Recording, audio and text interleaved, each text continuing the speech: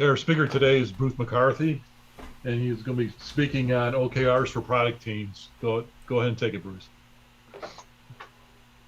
I just need to be able to start the video. Right now, I'm not allowed.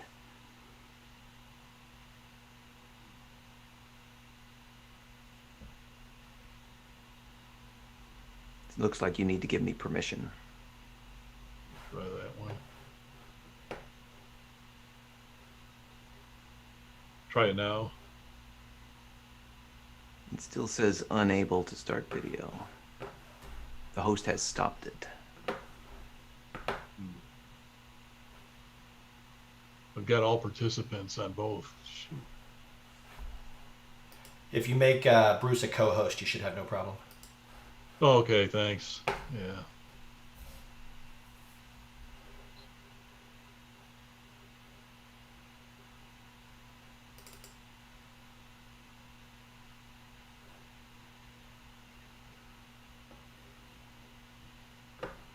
If you find me in the participants list, you should be able to... It's jumping all around, sorry. There we go. Hey, everybody. As he said, I'm Bruce McCarthy, and I'm going to talk about OKRs for product teams. I'm going to go straight to sharing my screen so that I can get to the slides. Let me get over there right now. And hopefully you're seeing one slide and not two right now. Is that right? Yes. The everything you need to know slide. Okay, so let's get into talking about OKRs for product teams. As I mentioned, and I put a link into the chat, I'm going to be taking questions at the end.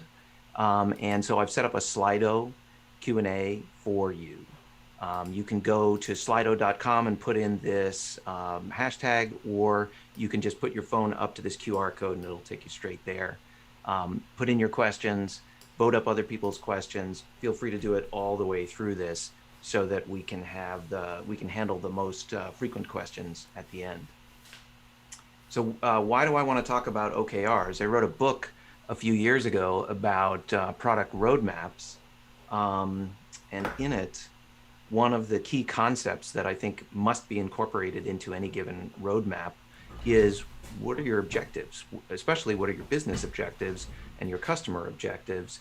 And OKRs are actually my favorite tool for expressing those business objectives that inform your roadmap.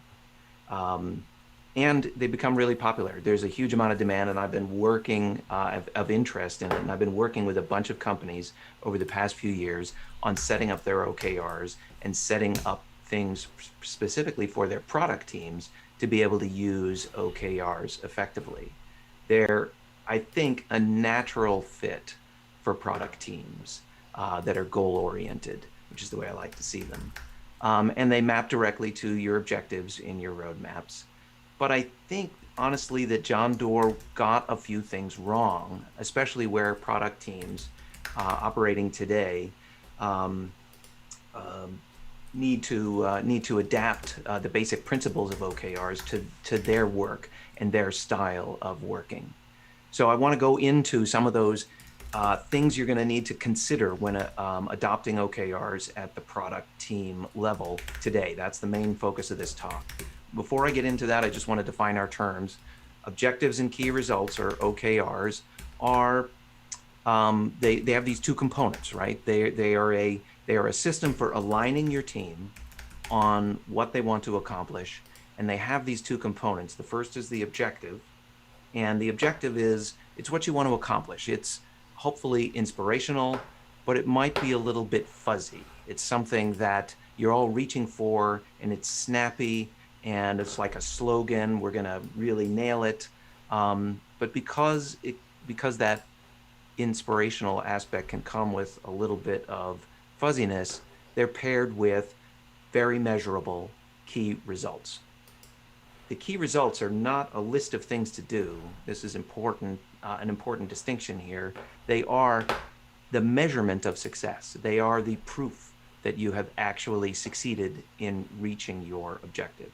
Let me give you a quick example. Let's say that you're launching a new app or you've already launched it, and you want to go from it's out there to getting some real traction. That's inspirational, right? Let's get some real traction. Let's make this thing grow. But how do we measure traction? How do we make it unambiguous whether we've got real traction or not in some measurable way? So I want to pair these KRs, this objective, with at least one, hopefully a few KRs. A key result might be that we're going to increase the daily active users from some small number we have today to some more ambitious high number that helps us feel like, okay, that sounds like traction. If we can hit Y, we've got some traction. Now, daily active users by itself might not feel like a complete or well-rounded way of measuring traction. So we might say, well, we also want to increase conversion. Let's say we have a freemium version of our app from free to paid. If we can increase our conversion rate from some paltry sub 1% number to something healthier, then we can say, okay, well, we've started the wheel of making some actual money. And that also feels like we're getting some real traction. And we might even take it a little bit further and say, we need to not just increase the conversion rate, but we need to put enough energy into volume that we're going to get a minimum number of paying customers up to some volume that tells us, hey, this thing is for real. We really do have traction. So these three KRs kind of round each other out, balance each other, and say it's not just free members, it's paying members, and we're not overpaying to get people up that ladder to converting.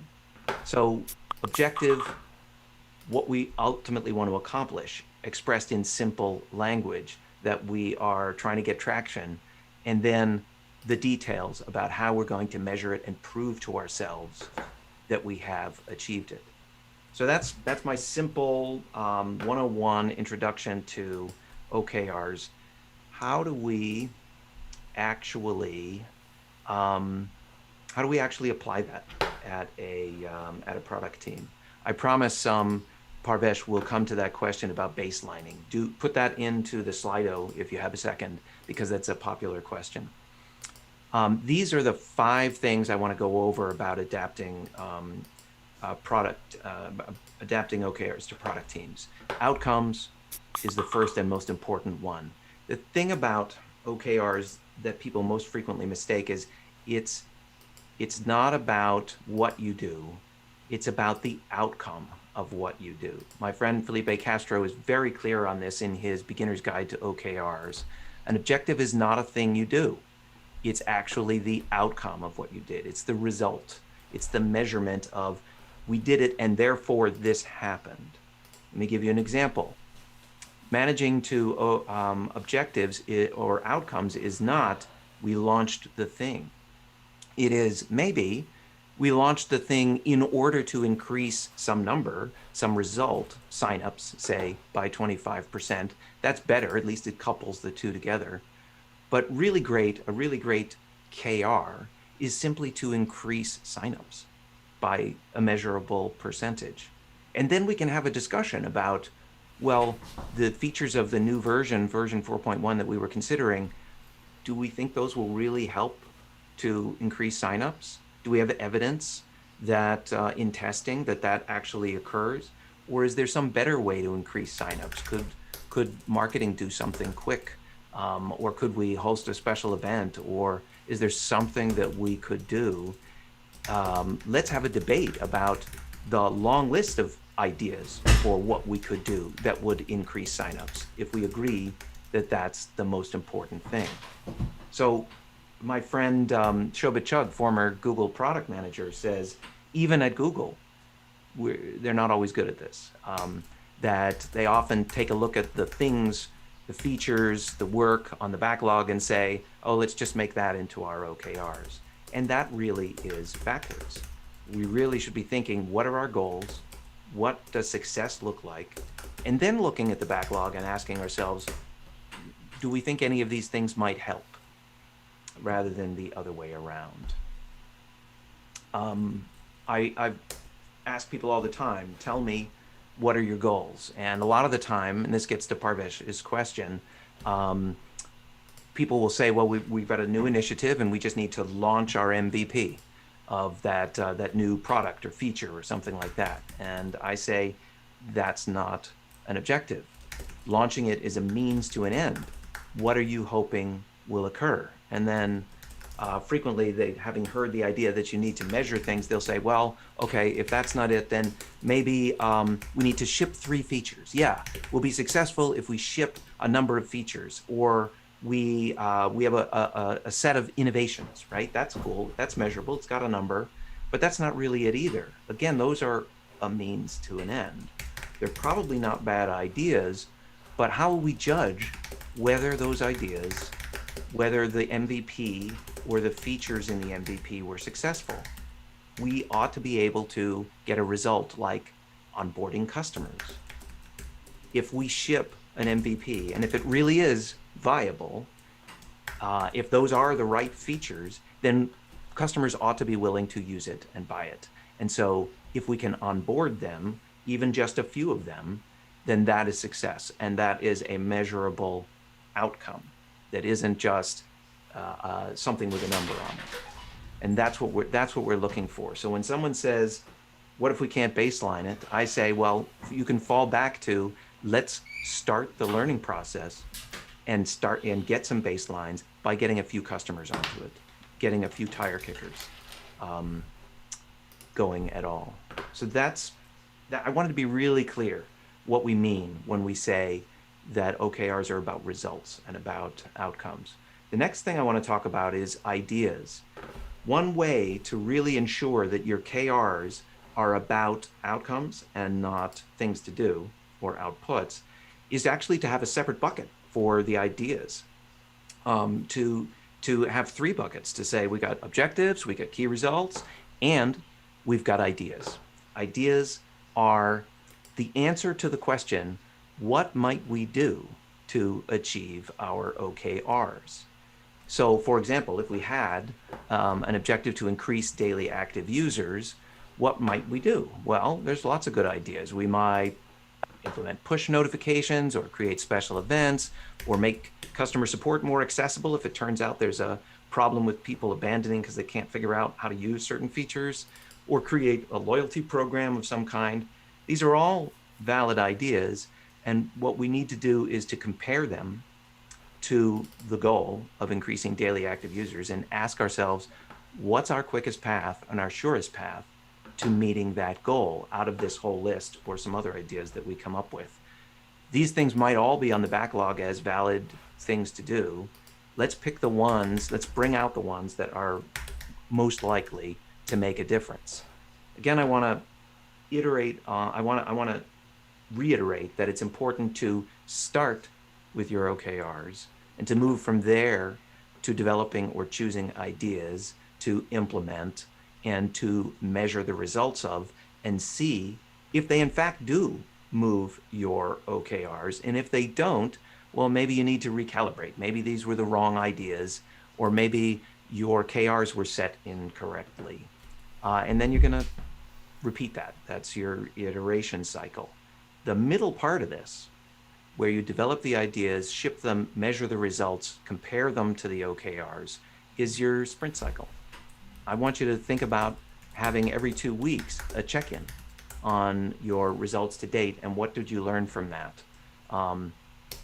The OKRs don't come after the ideas, it's the other way around. Now, I said there are 3 buckets, right? Actually, I'm going to give you a 4th one, and I call this 4th bucket health metrics. Health metrics are unlike OKRs. OKRs are about the most important things that you want to change, the numbers you want to raise or lower, right? Well, health metrics are actually the things that you don't want to change.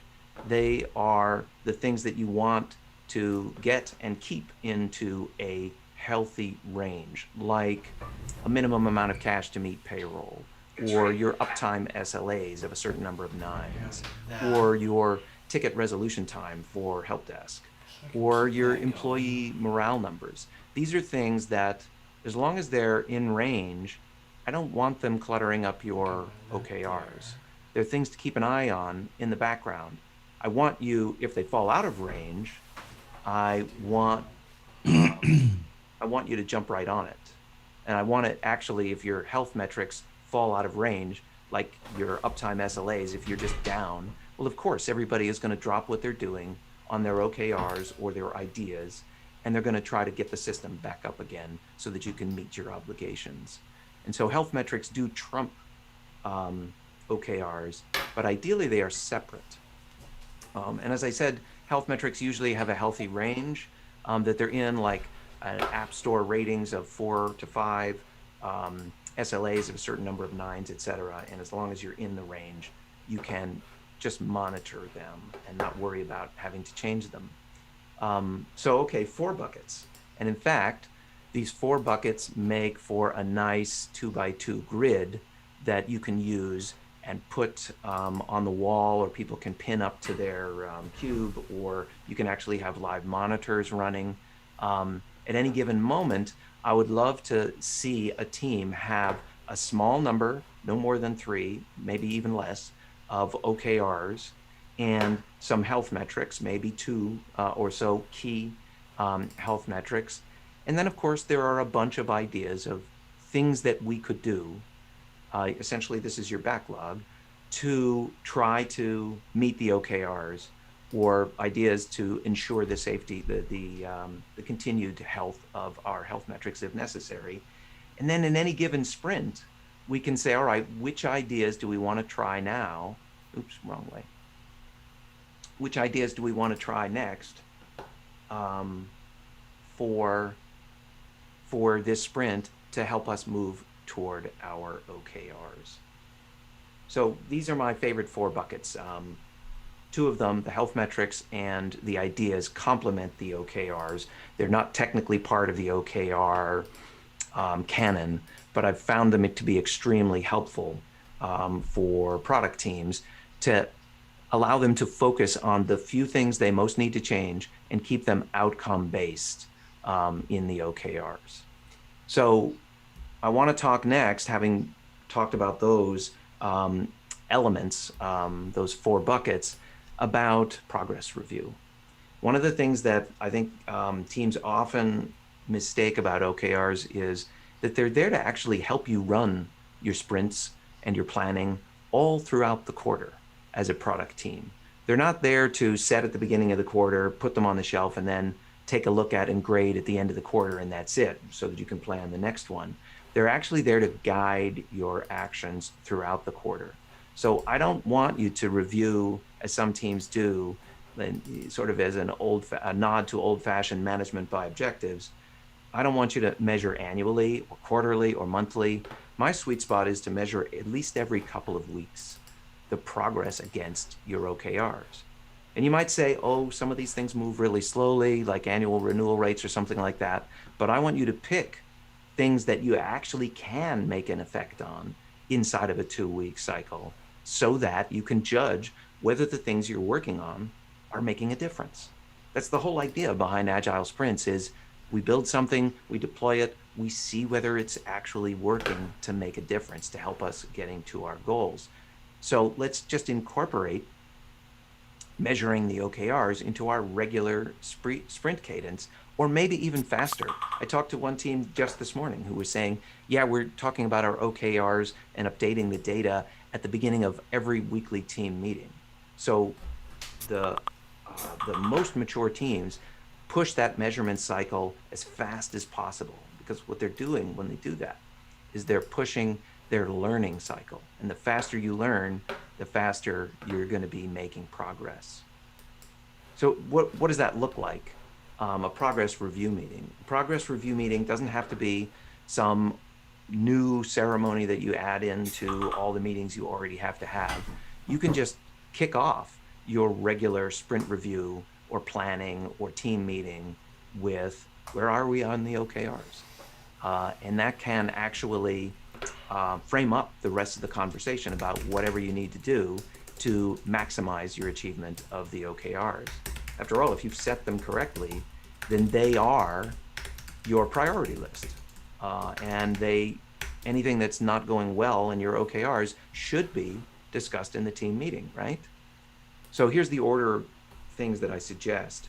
So many teams start their team meetings with essentially a round of status. And status is usually meant progress against work, against deadlines. And I don't want you to start that way. If you're gonna really embrace the OKR world and practice, you start off with, how are we doing on our results to date, on the KRs, on the measurable results, and also the health metrics in case any of them are in the red. And then we go to, okay, which of those is in trouble, and what work are we doing in order to try to make a difference in those OKRs. From there, we want to talk about what have we learned. What have we learned from the results to date, and what have we learned from the progress on the ideas to date? We may have learned that some of our ideas were great, and we want to double down on them because they really are driving results. Or we may have learned that some of them are not so great, that despite our best efforts and despite what we thought, deploying this new feature is not actually making any difference. And we may choose to, rather than refine that feature, if we've done some interviews that tell us this is not really what customers want and need, but we've learned what they do want and need, well, why would we stick to the way the backlog was prioritized before we learned that? Let's reprioritize the ideas to take advantage of that learning to get us to our OKRs. So let's then decide what changes are we going to make to our backlog, to the ideas that we're pursuing, in order to make sure that we maximize our chances of achieving the OKRs and maintaining the health metrics. On the other hand, sometimes you find out that one of the things you learn is that your objectives or your KRs were unrealistic, in which case you actually can, during the quarter, change the goalposts. I know that sounds like cheating, but sometimes you, especially early days with a new product or a new feature, you haven't calibrated the OKRs quite right. And so there's this process you can go through called recalibration for your OKRs. When Google was first working on Chrome, the browser, they set ambitious targets for some millions of users in the first year, and they didn't make it. So did they abandon hope? No, they changed the date. They said, okay, we'll try to make it in the second year. And actually, they didn't make it in the second year either. They recalibrated again, but they did make it in the third year, because it was still their measure of success, was to get to a certain number of users. Or you can rewrite the objective to reflect learning, or the KRs. And I know it sounds a little bit like cheating, but let me tell you a quick story about why it's important to not stick to your original OKRs despite what you've learned. I worked with this one company where they had set all the expectations on one number, on multiplying a particular number by 10 in the year, and they found out after they had set the OKRs somewhere in February that the baseline number that they were working with was all wrong. It was actually, they were measuring it incorrectly. They hadn't screened out for bots that were crawling their site. And it turned out that the real number was about 1/10 of what they thought it was. And so their 10x number had just become a 100x number, a 100x goal that they needed to hit. And everybody sat back and said, oh, well, 10x was really ambitious. 100x it's just impossible. There's just no way.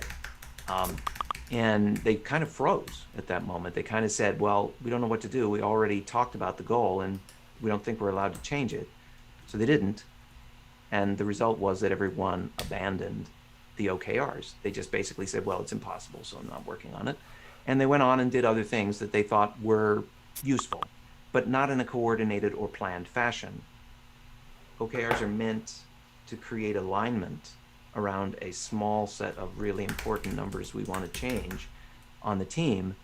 And by not recognizing that they had learned something significant about their situation that should have resulted in a change to the OKRs. By not recognizing that, they lost the benefit of having the OKRs at all.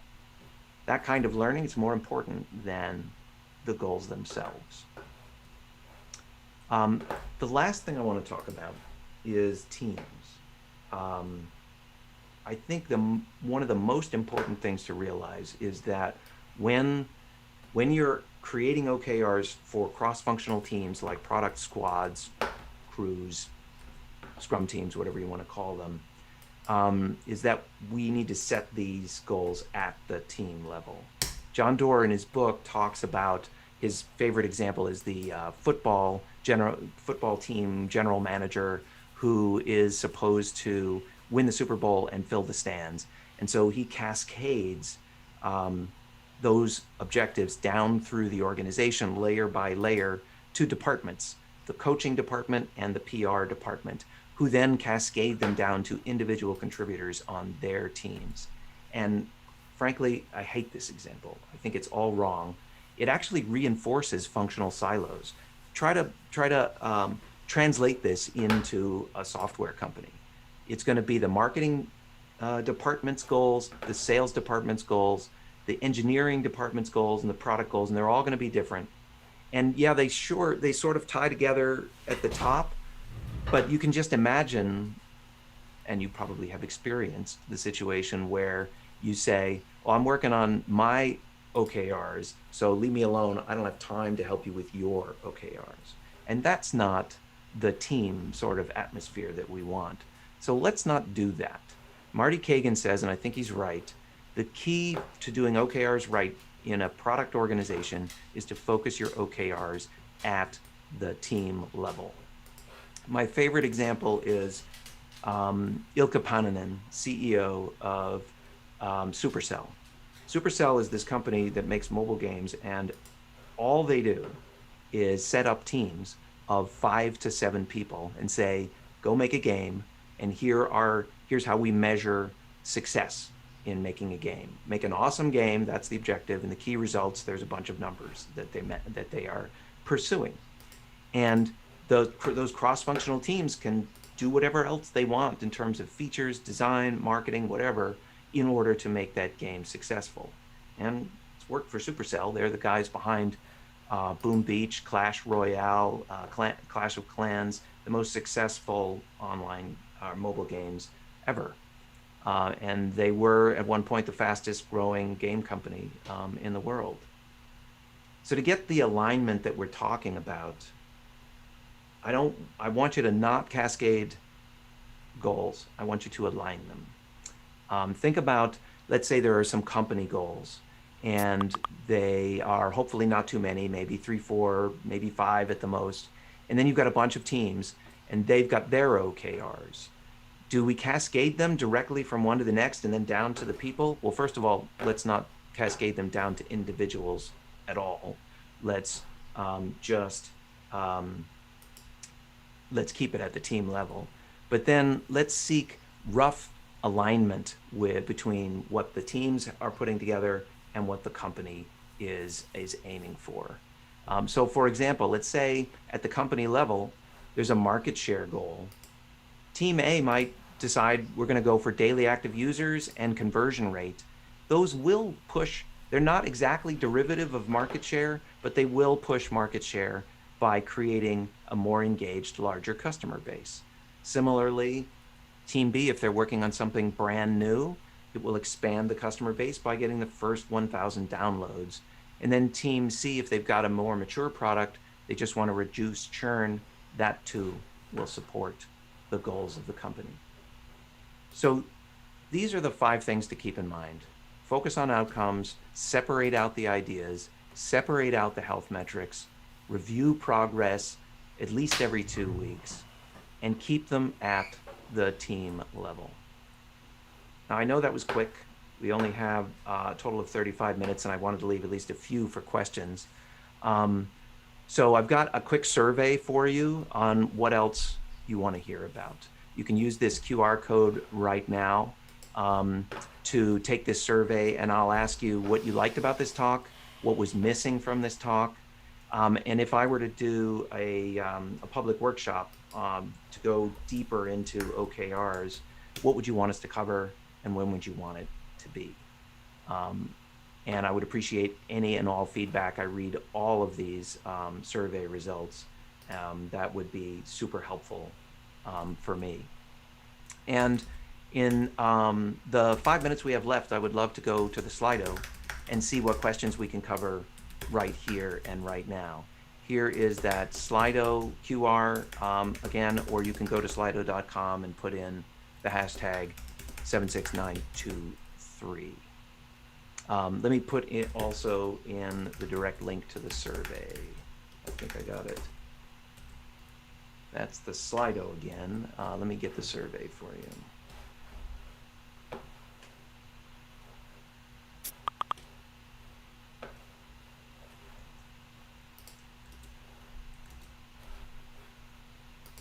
Copy and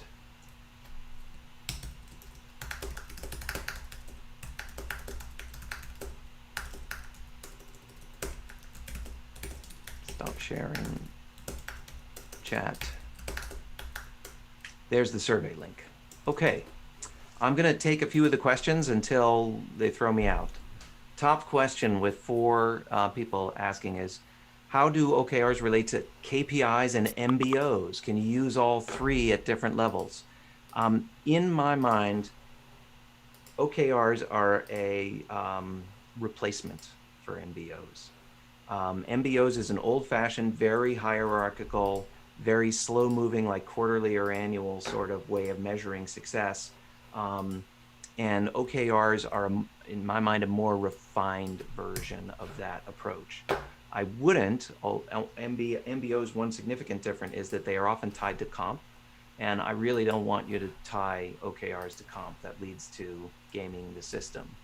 MBOs often are also cascaded down to the individual level, and again, these are about teams. So just to come right out and say it, I say abandon MBOs and use OKRs in their place. The other question though about KPIs is KPIs, key performance indicators, are kind of those health metrics. They are we on track for our basic operating numbers, KPIs. And often KPIs, unfortunately, they have a tendency to bloat into dozens and dozens of numbers that we're constantly watching, whether they're relevant or we want to change them or not. Again, I would say KPIs are a more generic term for the numbers we watch, whereas OKRs are about which ones do we want to change, by how much, and in what period of time. Okay, next question. In your experience, why do companies still often mistake outputs for outcomes when it comes to setting objectives? Great question. I love this. I think it's habit. I think we just are all used to making a list of things to do, right? Also, it's easier. It's easier to say, well, obviously we should fix this problem, or sales just came and demanded this feature, or why don't we just make that? It's far harder to think about strategically what result are we looking for, and then examine each idea and compare it to that. It takes more mental bandwidth, it takes more alignment and discussion, it takes more analysis and strategy. And strategy's hard.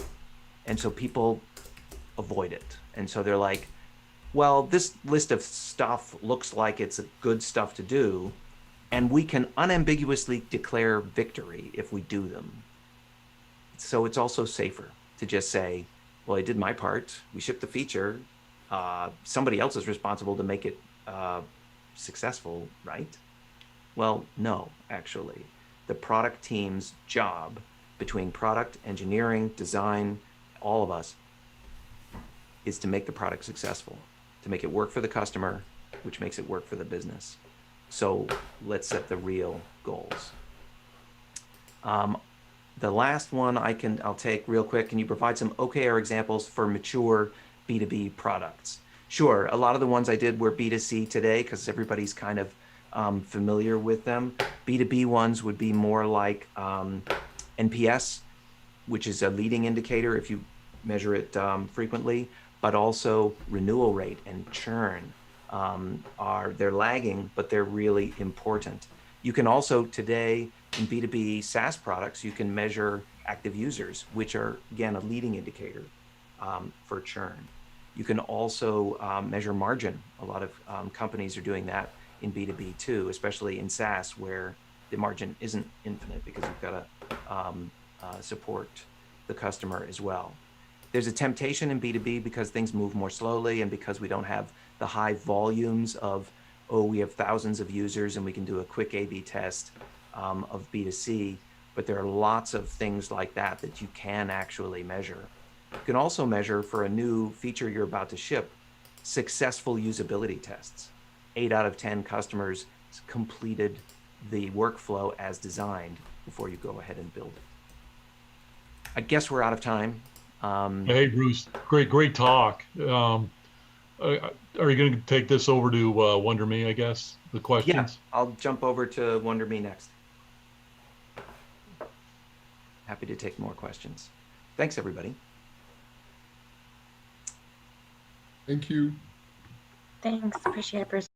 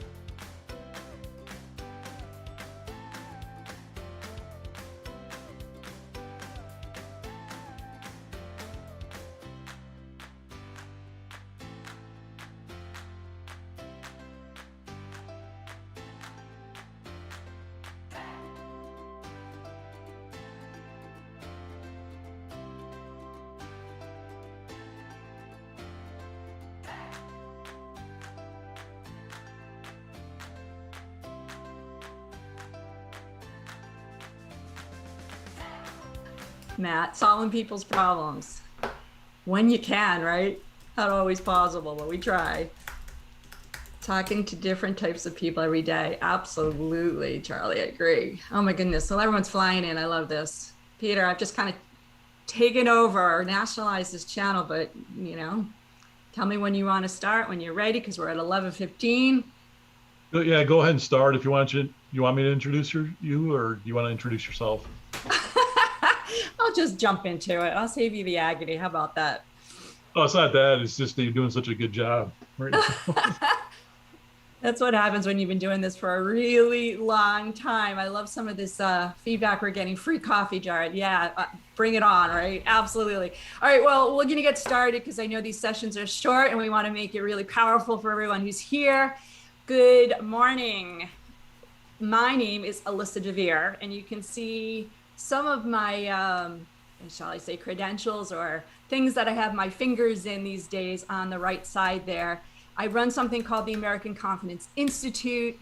We study the brain science behind what makes people confident. So we are going to talk today about some brain science. Get your brain science seatbelts on.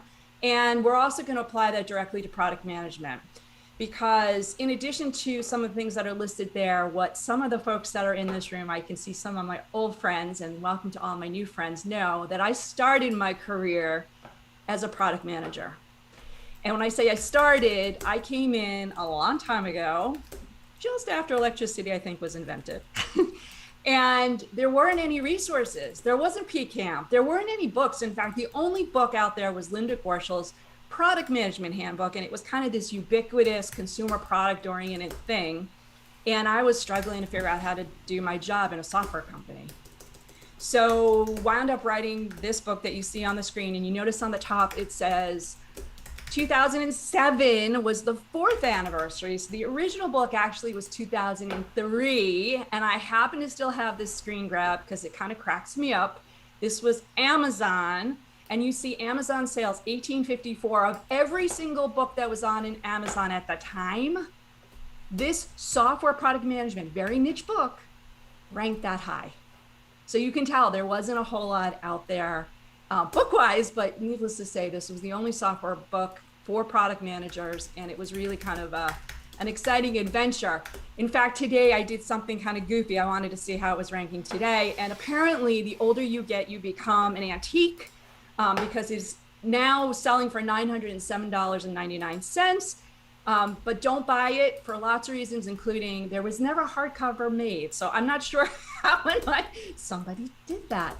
But needless to say, I've been doing this for a long time.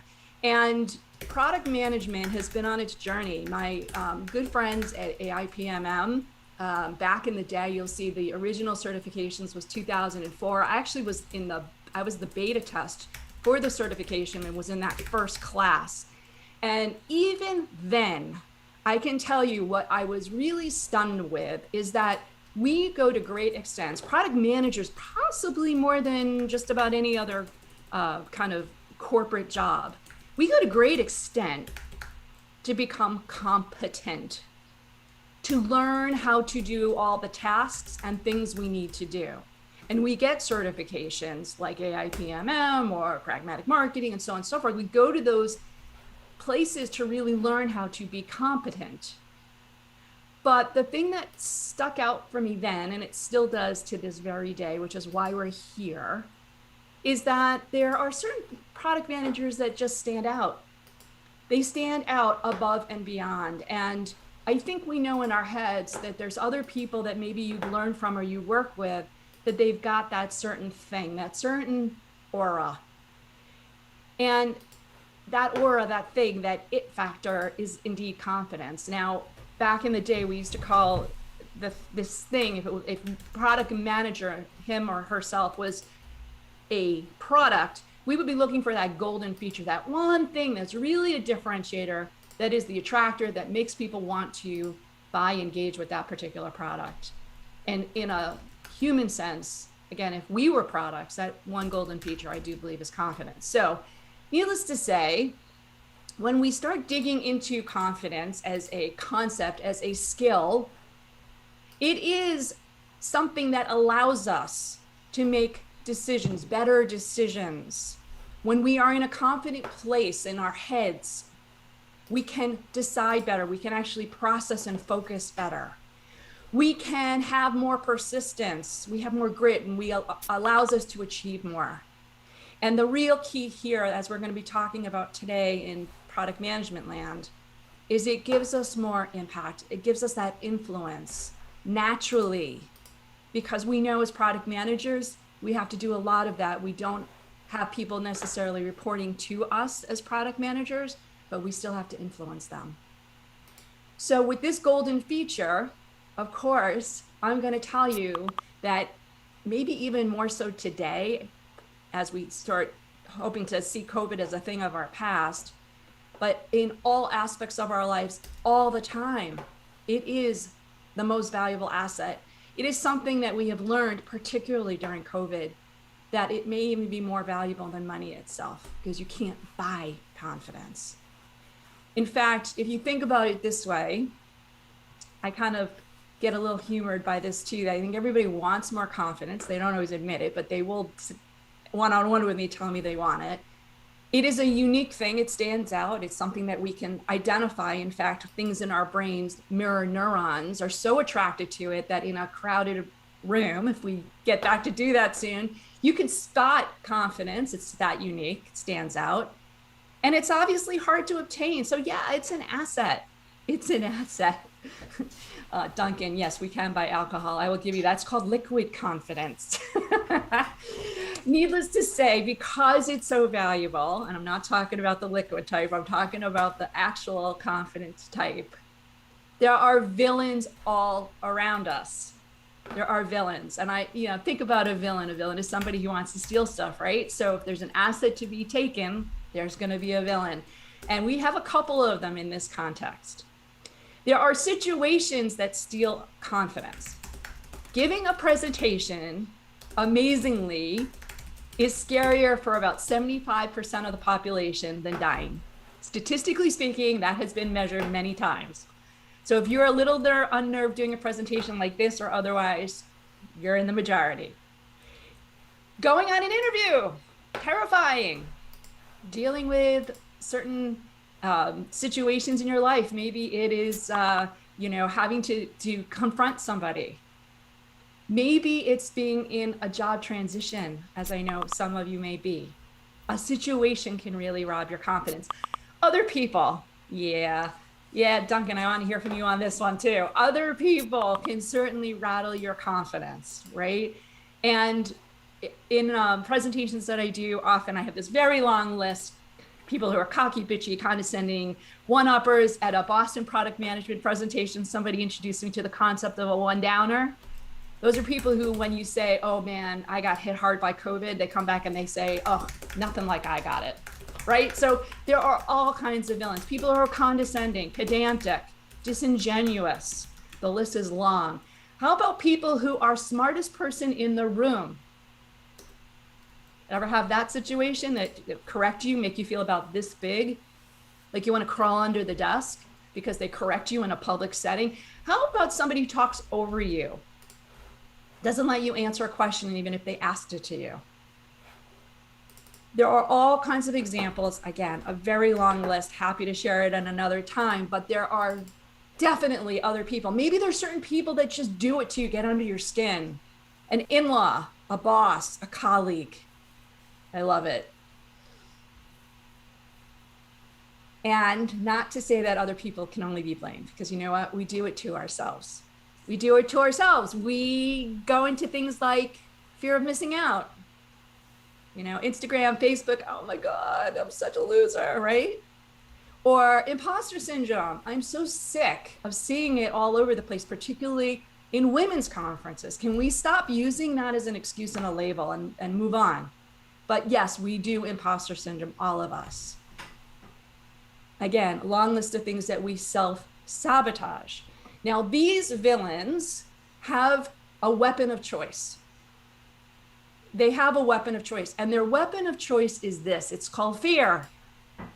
And in particular, when we talk about confidence weapons, The fear that they throw at us, they throw to us to steal our confidence are three very specific fears. It's the fear of failure, the fear of regret, and the fear of rejection. The fear of rejection. And that one, believe it or not, may be the strongest bullet of all. So how does this play out?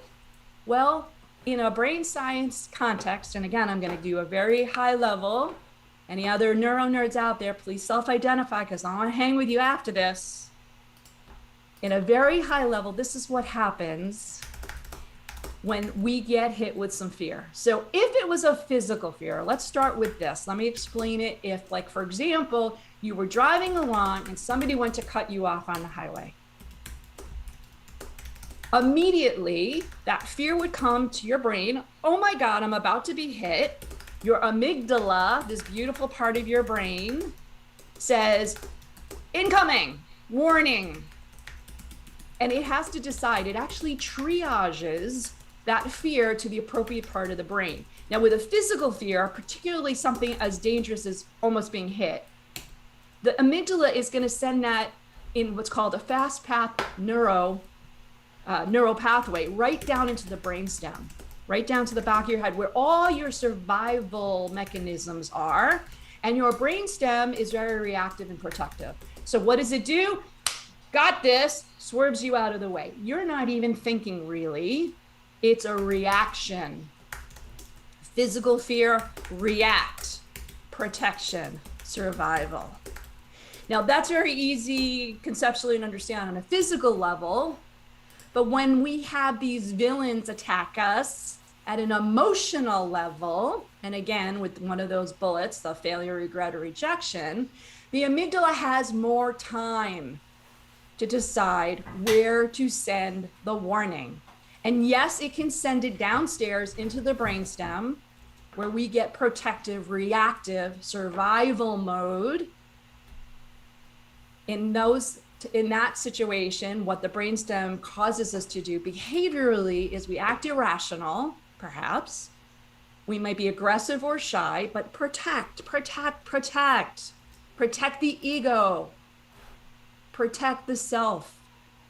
But the amygdala in other situations may say, oh, no. I'm going to send it upstairs. I'm going to send it to the beautiful part of the brain called the prefrontal cortex.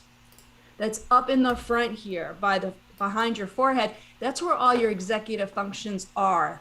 And executive functions really translate to decision making. And decision making is the fundamental piece of confidence. So when it's in the prefrontal, we can actually then behave in a more rational, calm, and more mindful manner. All right.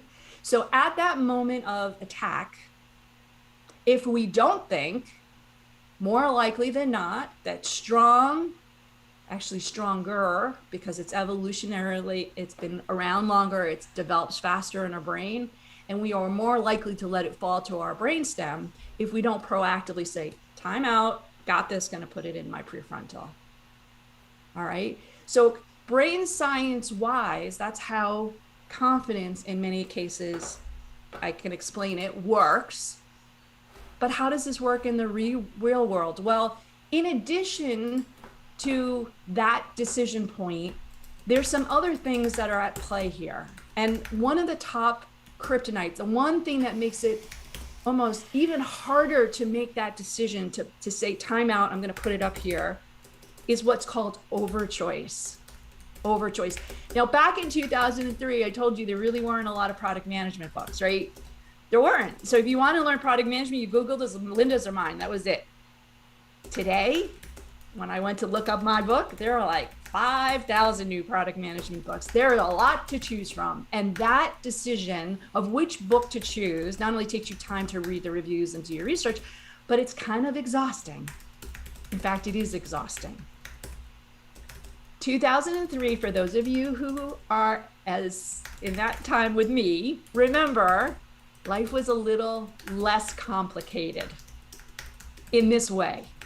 We didn't have 500 TV channels. We had 5 channels. Today I have 5 remotes. a lot more to choose from, a lot more to think about. So my point here is that because there's so much more going on in our worlds, nothing to do with COVID directly in this context, this is just life as it is today, it is harder to make that decision sometimes when you've got so much data coming at you all the time. In fact, the scientists, the psychologists call that decision fatigue. You get to a point where you literally can't make a decision. Anybody at the end of the day, where somebody says to you, what do you want to eat for dinner? My husband or my son says, Mom, what do you want for dinner? I'm like, I don't know, whatever. I've made decisions all day long. I'm out of juice. I'm out of cognitive resource. If you feel that, this is why. This is why. Woo. So, pandemic did not make that better. Pandemic did not make that better. We had all kinds of decisions with the pandemic. And then on top of it, we had all this social, emotional stuff going on. So if you're feeling exhausted right now, even in the morning when you wake up, hello, this is why. Perhaps. And yeah, I made a really strange decision to drop a book and a TED Talk last April. Yeah, it was kind of a silly thing.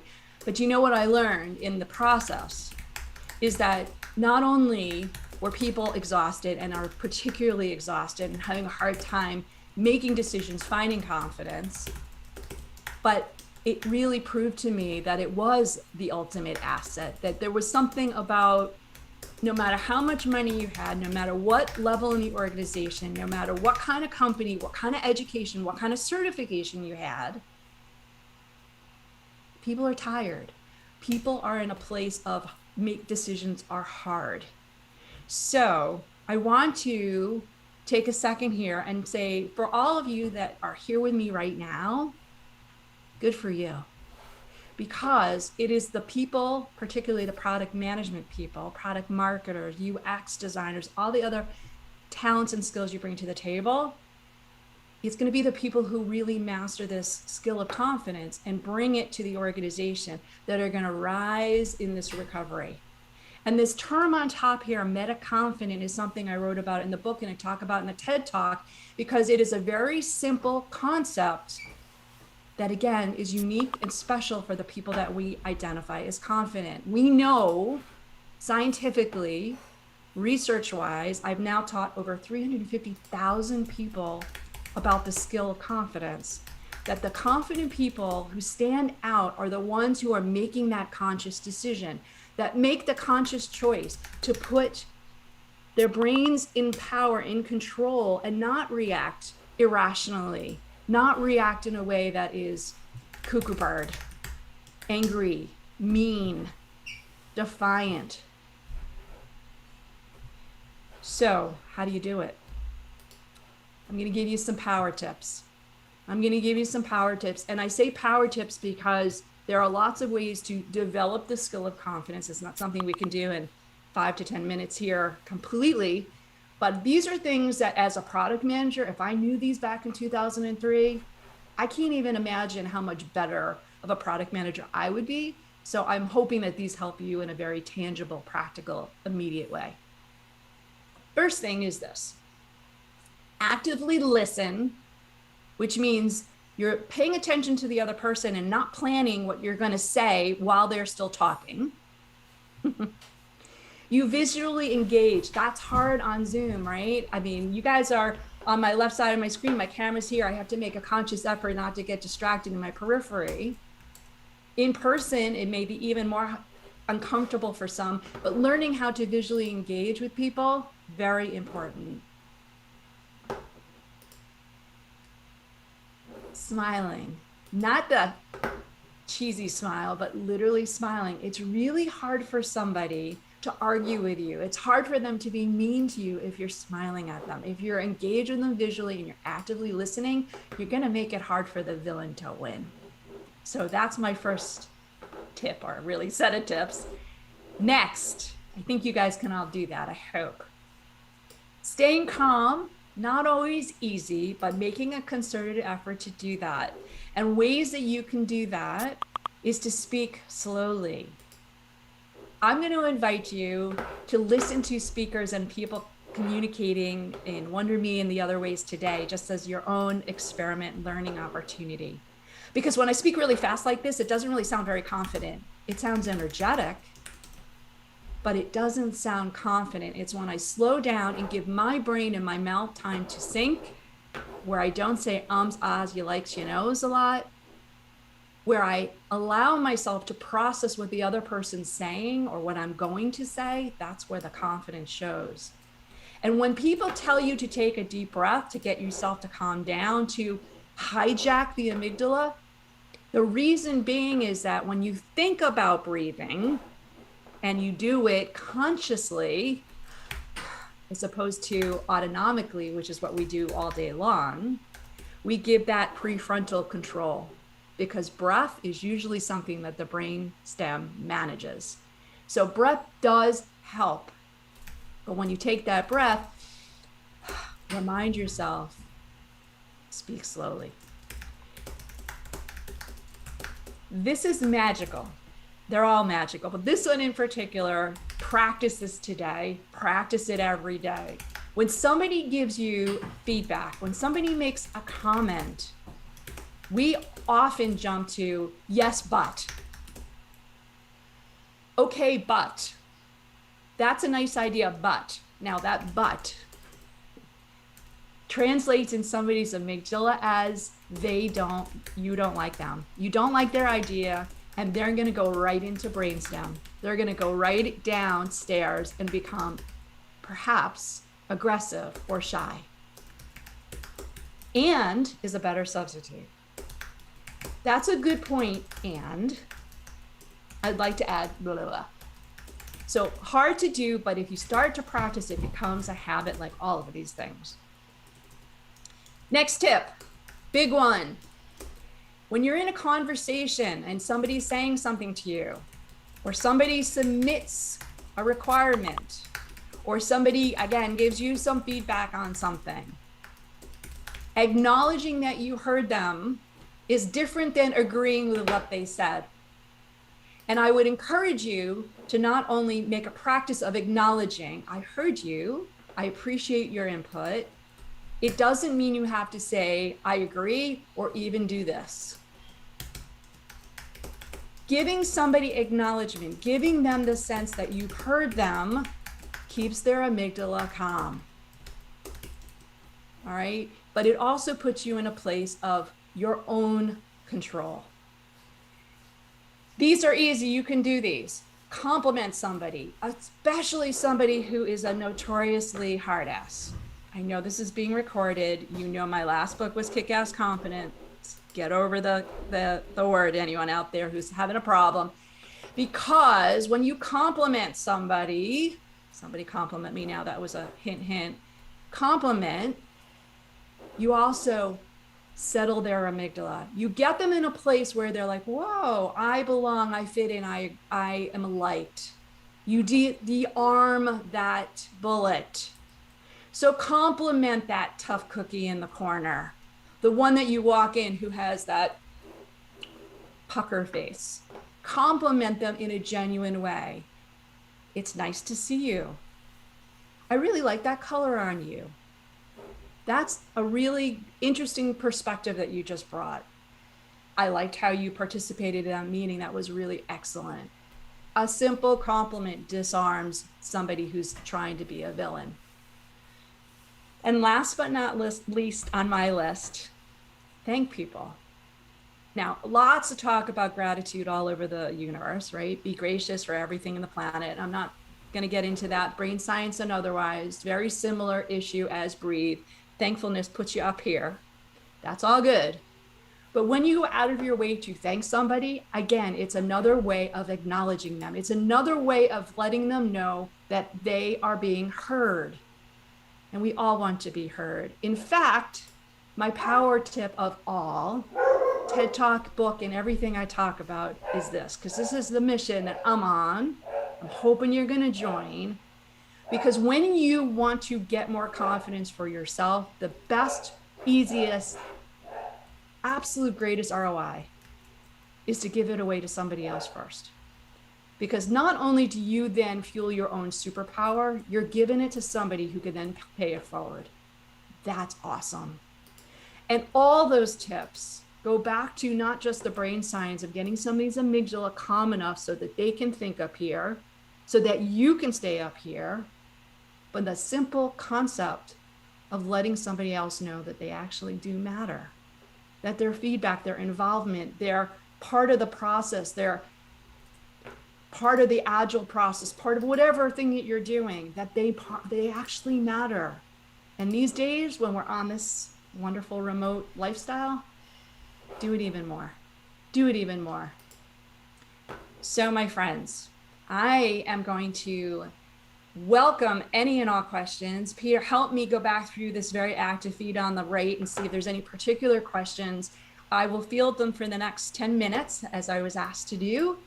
And then after this, anyone who wants to chat live, I will pop over to Wonder Me. So talk to me, my friends. Let's see. I haven't seen any questions that have been built up. So a couple of people asked about your book. Yay. And just, let people come off of mute and ask you questions, I guess. Yeah, that would be awesome. I'm going to read Ian's here. Better to say thank you for your question. Telling them that their question is good makes other things. Yes, Ian, I'm all over that. I'm all over that. I don't think we should ever say there's a bad question. And when you say that's a really good question, you're right. Other people may think that theirs are bad. So I appreciate your question. That's a better way of saying it. I appreciate you asking. Thank you for bringing that to my attention. That's all good.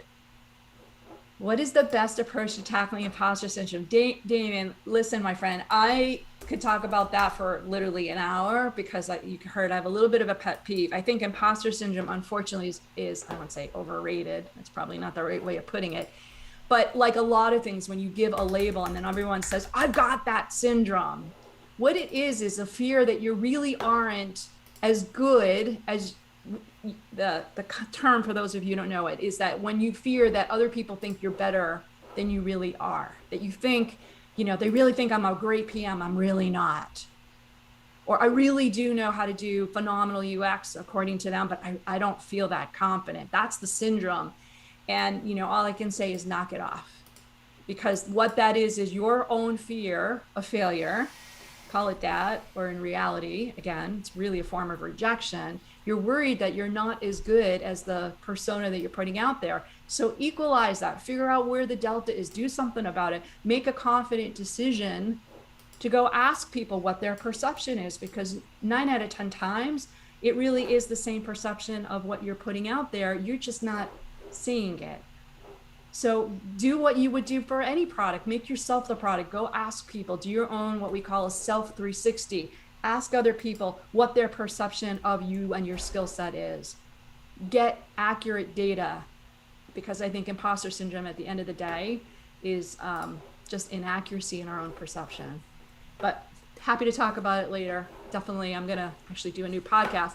Speaking of which, what I didn't mention on the top of this slide, if you go to that URL, AmericanConfidenceInstitute.com/PCamp lowercase 2021, I'm giving away a copy of the book to everyone. If you fill in a 2-minute survey feedback, just say hello. You're going to get a PDF of the book. Copies of my slides are all going to be there as well. And you'll probably see, I'm not sure what the marketing team put. I'm going to be launching a new podcast starting next week. So if you're interested in stuff like that, I'd love to get you in there and get some feedback as a early requirement set. Appreciate that. All right. Oh, Alyssa, somebody asked to show the slide with the actions to take. I'm going to do this. I'm going to flash it fast. I'm going to put this back, but the slides, again, if you go to that URL, you can get the slide. The entire set is there, a PDF. Okay. So Peter, do me a favor. Can you just, I'll type it in. I'll put it in the chat here to everyone, the URL. I think they want this tip slide, but I'll leave it there for a minute while I'm typing.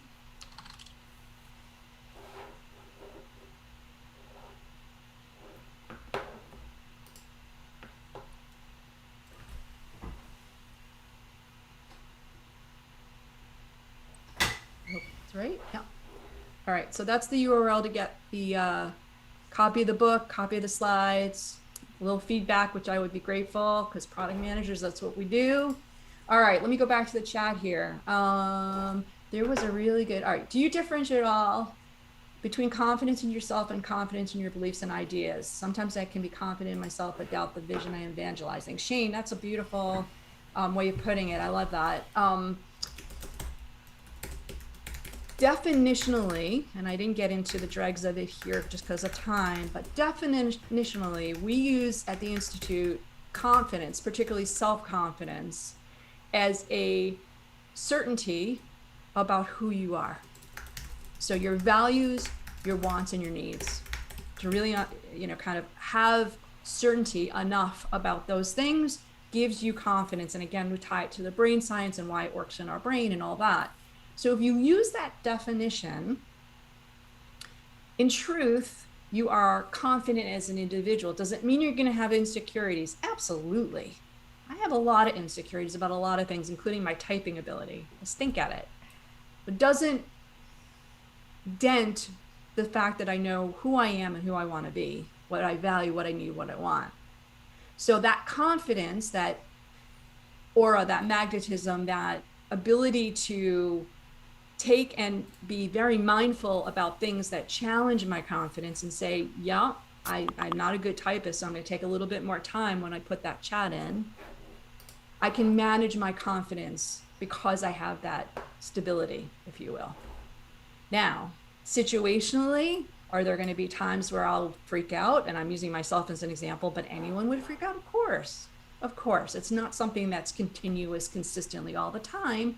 But again, there are techniques and there's also that strength, that training that we do to make that skill really strong so that when you do fall off the tracks, you can get on that much faster. And there's a ton of parallels when I reference Kick-Ass Confidence, which was the book before the Confidence is a Choice one that I'm giving everyone. That one was written really as we were starting to explore professional athletes, professional military, and other folks that really do train cognitively so that they have that focus and ability, and that if there is a distraction, whatever it is, they have a bad day, they have somebody come and really do a number on them, whatever it might be, that they can get back quickly. So that's the foundation which this is all built on.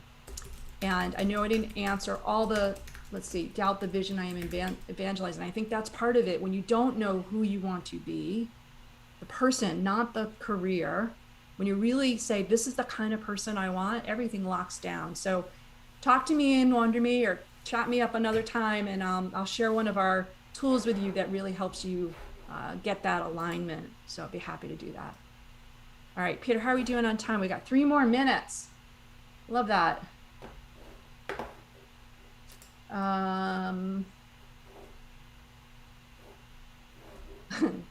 Duncan, I love some of this improv stuff. That's great. I think I'm hoping you would agree that to be comfortable doing improv, part of it is letting go some of that, people aren't going to like me. One thing I didn't say in here, but I start my TED talk with is that we don't, as a human race, get to be our confident best until we're 60. The reason it happens so late in life is you finally start to recognize, this is who I am. It's too late to change. I don't want to change. I'm too tired to change. And you know what? Heck with it. This is the way it's going to be. When we surveyed 150, I think it was 150 people who answered that they finally reached the peak at 60, was consistent. It wasn't even like any outliers. It was like, I don't care anymore. This is who I am. So interestingly, I think when you learn to improv, part of it is you are training your brain to be like, I'm going to do this. I'm going to have fun with it. This is who I am. This is what I feel like doing. And it's a little bit of that authenticity that shines through maybe even before you're 60. How do you best recommend employing some of these tips in the face of sexism and racism in the workplace? Joe, that is a great conversation for us to have after this. That's a bigger answer than I can do in the next minute. So I'm going to punt on that, but I do want to talk about that with you and anyone else who wants to join me and wonder me, because that is a lot of the work that I do for another organization I run called the ERG Leadership Alliance. And we are completely and utterly It's the largest association of employee resource groups. If any of you out there have them in your companies, please get them involved with this organization, because we are doing some significant work to really help not just racism, sexism, but all forms of lack of inclusion. We're trying to really make a huge dent, and it's really working. So let's have that conversation together. All right, Peter, my friend, anything else that came up, or are we good to move on? No, I think that's it. I can put your URL back in the chat, maybe. That'd be great. Thank you. Thank you, everyone. And I hope to see some old friends and make some new friends in Wonder Me after this. And I'll see you later. Thanks.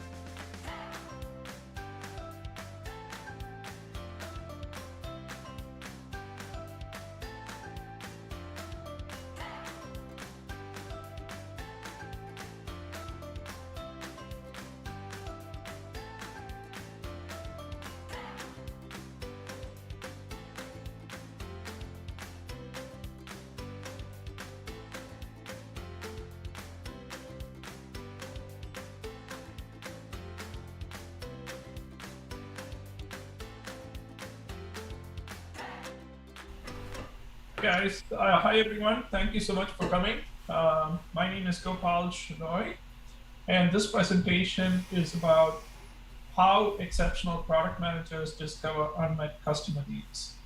Now, before I get started, I would like to thank all the sponsors of ProductCamp Online. As you can see, there is many companies here. I've used some of the products that are listed here, so I would encourage everyone to try to see if you can attend their Zoom sessions to learn more about their products. So, if you have any questions, I would appreciate if you could put them in slido.com. The code is 328230. So that's again 328230. So I will type that in right now, 8230 on slido.com. Okay.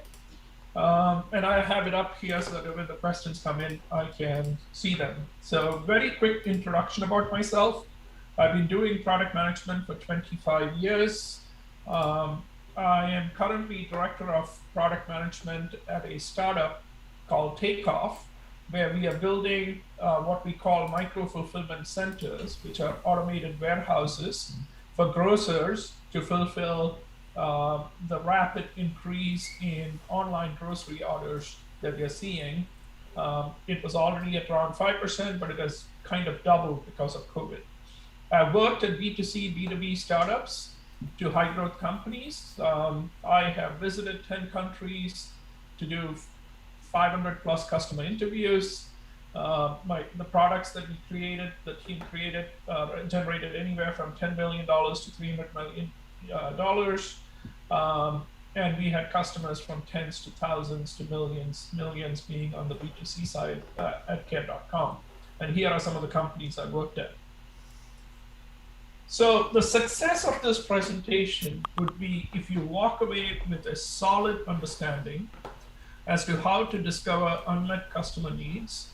And I will cover do's and don'ts as to how you're doing it and how to act on what you learn. Now, after the presentation, you may feel that, my God, the tips that Gopal talked about, the do's and don'ts, are just common sense. Yes, they are. And I'll tell you the story. I was asked by one of my former colleagues, who was a founder of a company called Onshape, and they asked me to do some research for their market research as to why consumer products fail. And this was 2 years back. And what was very interesting, I interviewed about 10 consumer companies, and the number one reason that they said is, actually, we did not understand the customer needs. That was shocking to me because the stuff that I heard when I used to work at SolidWorks in 1990s to 2000, the first decade of 2000, I was hearing the same things over and over again when I did this research 2 years back. So which tells me that though some of this may appear as common sense, there are lots and lots of people still not doing it because of which products fail. Before we get started on how to find these customer needs, I want to make sure that I define the role of a product manager. A product management role is actually a strategic and business role that helps your employer define compelling, competitive, and profitable solutions to market problems. And I want to take 30 seconds each on each one of these words. Let's talk about market problems. Market problems don't reside here. They don't reside in charts and fancy looking graphs. They don't reside in internal Zoom meetings that all of us have these days. Or when we used to work in the offices, they don't reside in the conference rooms either. Now, I understand that as part of COVID, means we are restricted in terms of how we can engage with our customers, our prospects, or users. But the message here is market problems reside outside your offices. They reside where your target customers hang out. So if you're in consumer, creating B2C products, you need to find out where your consumers, where your target customers hang out. If you're building B2B products for schools, you need to be in classrooms because that's where your target customers are. They could be teachers, they could be the administrators, they could be the parents, they could be the children. And if you're building products for pharma, you have to go and hang out where the lab technicians might be living. If you're building things for construction, go and spend time at a construction site because that's where your target customers hang out. Compelling. This is extremely important. There are tons and tons of customer problems. Your customers will say they have a lot of problems, but all of us do. But you need to find out what problems are painful enough that customers will open their wallets to pay for a solution. That is what is a compelling problem to solve. Whatever you come up with as a solution has to be competitive so that they'll select your solution over your competition. There is nothing called a large market with no competition, because even if you are the first mover, that is going to be a short-lived thing. Because if it's a large market, you will attract more competitors. If you become successful as the first mover, you will attract competitors. There's nothing called a large market with no competition. Whenever I hear that, that's a fallacy. And of course, if you're running a business, you need to, at some point in time, become profitable. It is fine to invest back in the business to grow and take on the losses, but at some point in time, you will have to be profitable. So you got to keep that in mind. So you will see different business models, whether it is freemium models, whether it's free trial, ways to get users into the sales funnel such that eventually you can sell them a product or a service that solves one of their compelling problems so that they will be willing to open their wallet and pay you money. So that is what a product manager's role is. Product manager is not equal to an agile expert. Unfortunately, there's a ton of this going on. Steve Johnson talked about it yesterday during the panel discussion. It is not about Jira, it's not about stories, it's not about story points, it's not about tasks and all that. All that is needed as part of a product development process. Now, Agile actually is actually an engineering methodology. It's not a product management methodology. Product managers have to find these compelling, competitive, and profitable solutions to market problems. How you solve for those, how you build a solution to those problems is what Agile allows you to do. Agile allows you to quickly develop prototypes or MVPs to get it to the market and get feedback. So product manager being an Agile expert, Marty Kagan wrote about what he calls the CSPO pathology. I think that was his latest article. He's absolutely right. It's fine to go and get CSPO training or certified Scrum product owner training, but that does not make you an exceptional product manager. 80% of new products fail. As I said, when I interviewed those 10 consumer companies, and some of them are brands you would know, but they still said that they failed because they did not take enough time to deeply understand the customer problems. Your product has to be relevant to somebody's life. It has to be solving a painful enough problem such that they'll open their wallets to pay you money. So let's talk about 5 things absolutely not to do to discover these unmet customer needs. Now, when I say unmet, it's because customers often will tell you about some solutions. That actually hides the underlying problem. Because as I said, customers have a lot of problems. You're trying to find out which are the compelling problems that they're willing to pay you money to solve. So let's talk about how to find those out. It's not always obvious. You can ask the wrong questions and get answers that could completely mislead you. Do not build products based on ideas in your office. Ideas are fine. Ideas are normally solutions. Instead, you need to find out what the problems are. Forget about the solutions. Solutions you can come up with working with all of your internal stakeholders. But don't just build products based on ideas in your office. Yes, there are examples. For example, Instacart. I think the founder was an engineer at Amazon. He built it for his own use, and then he started scaling it up. Yes, there are lots of successes like that.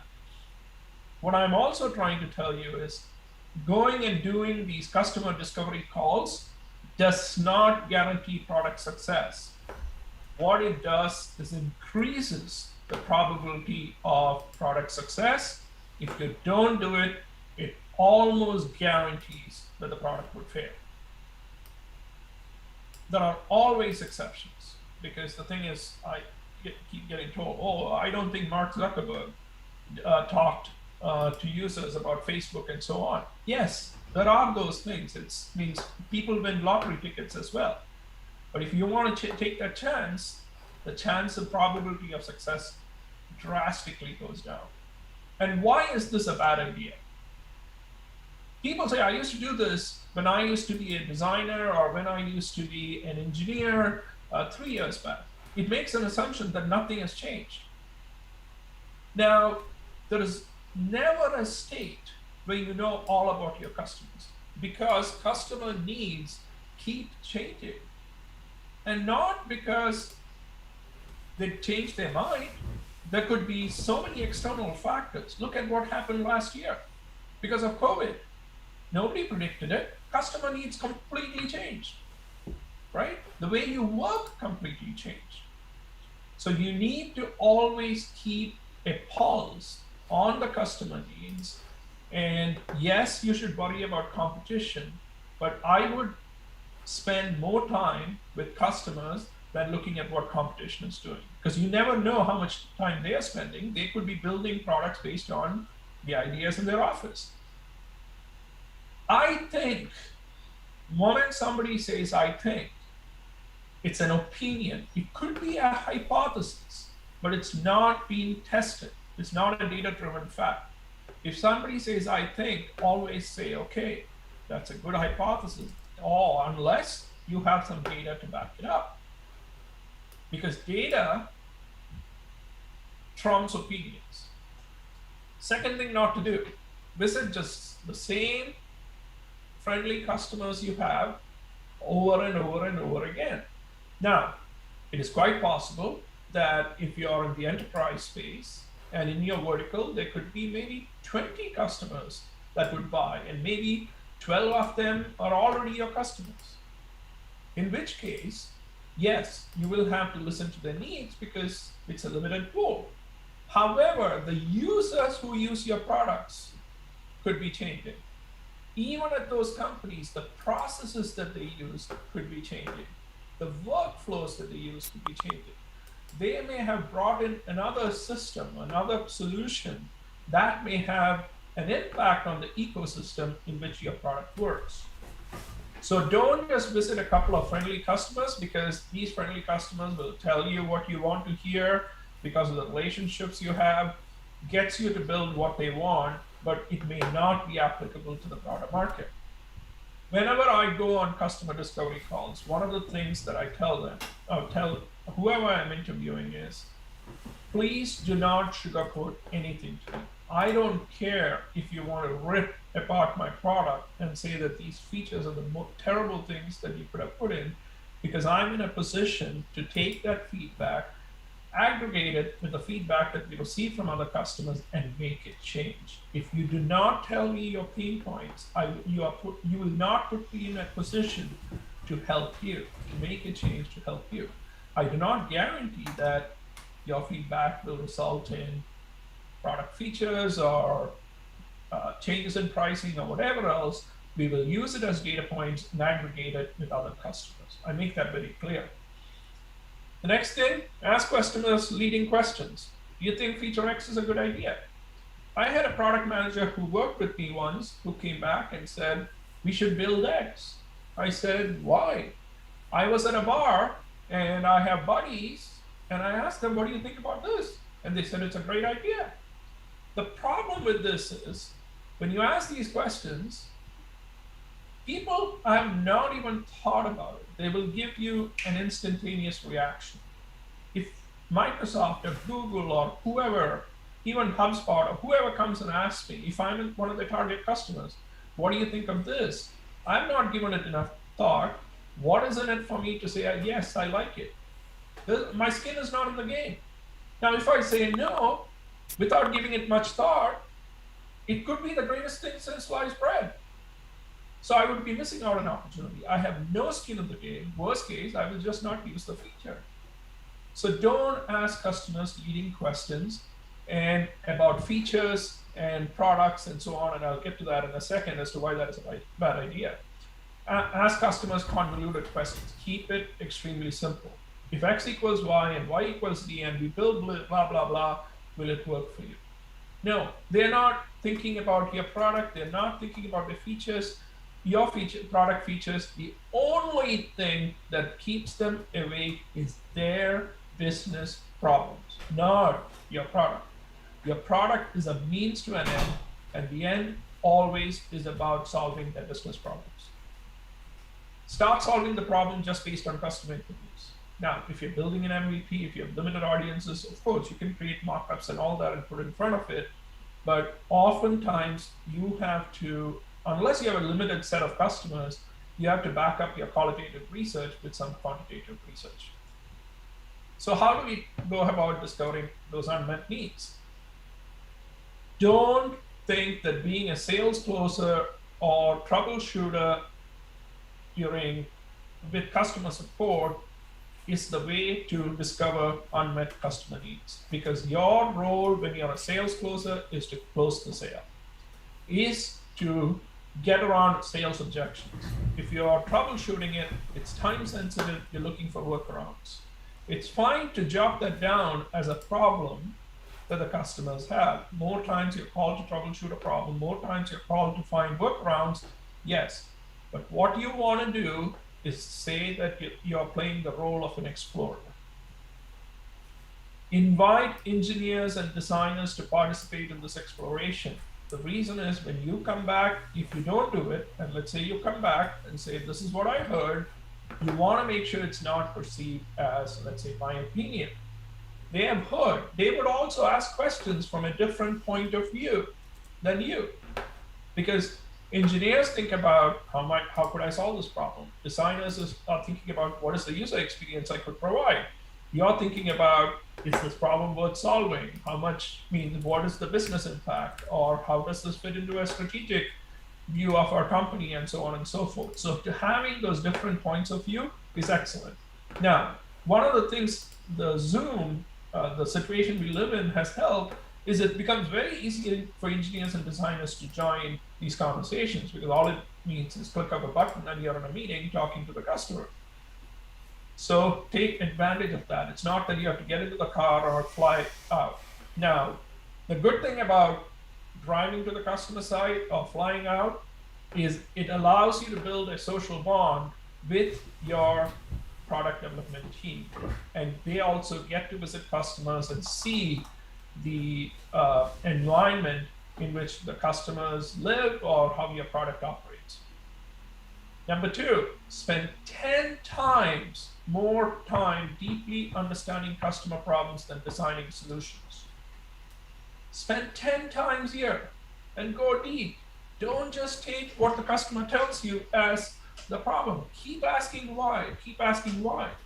And the way I make customers comfortable with this is I say, listen, I'm going to ask you right at the beginning. I tell them, I probably will ask you more questions, or I will ask you, can you tell me more?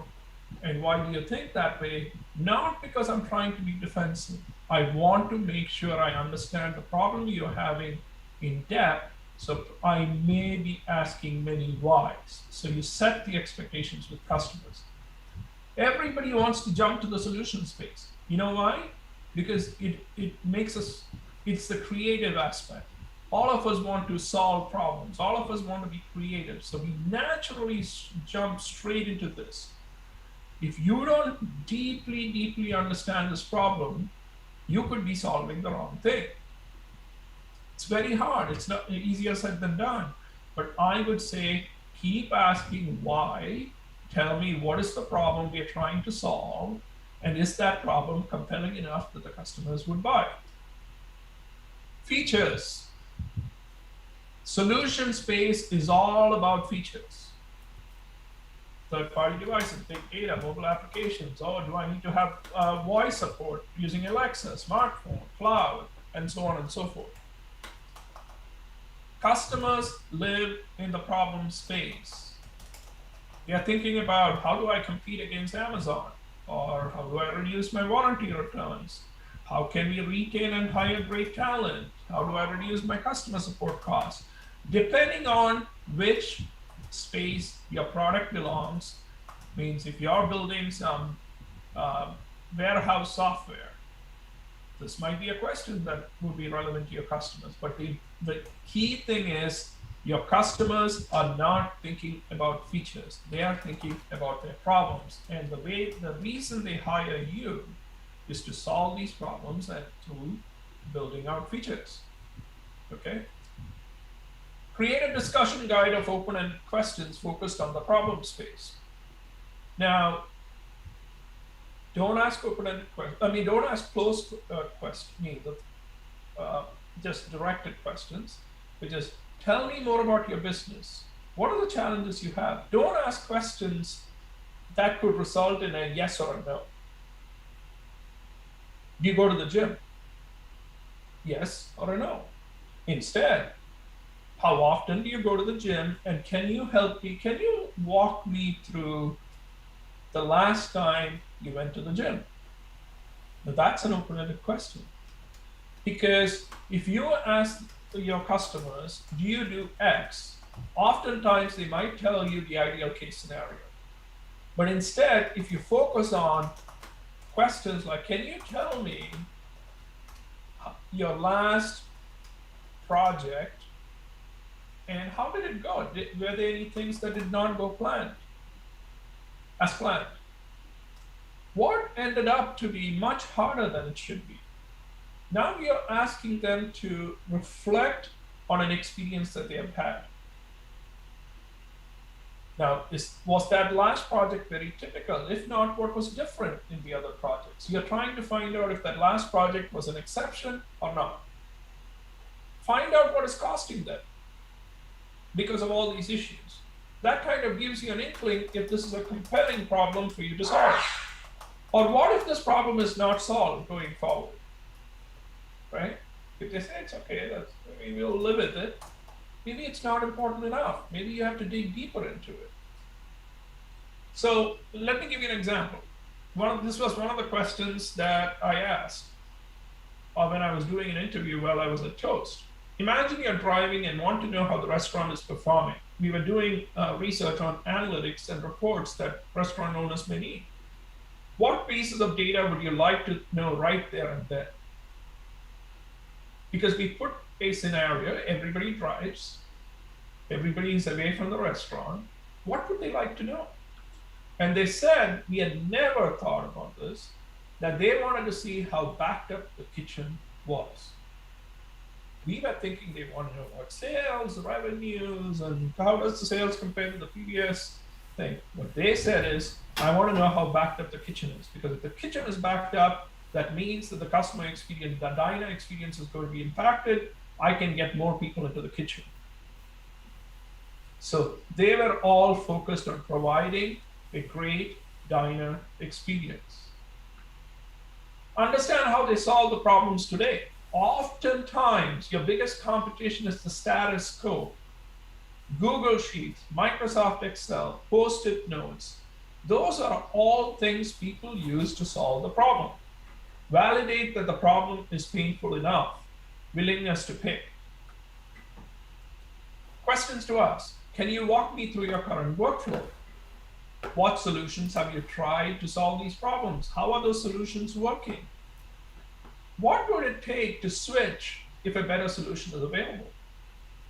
That tells you how much inertia there might be.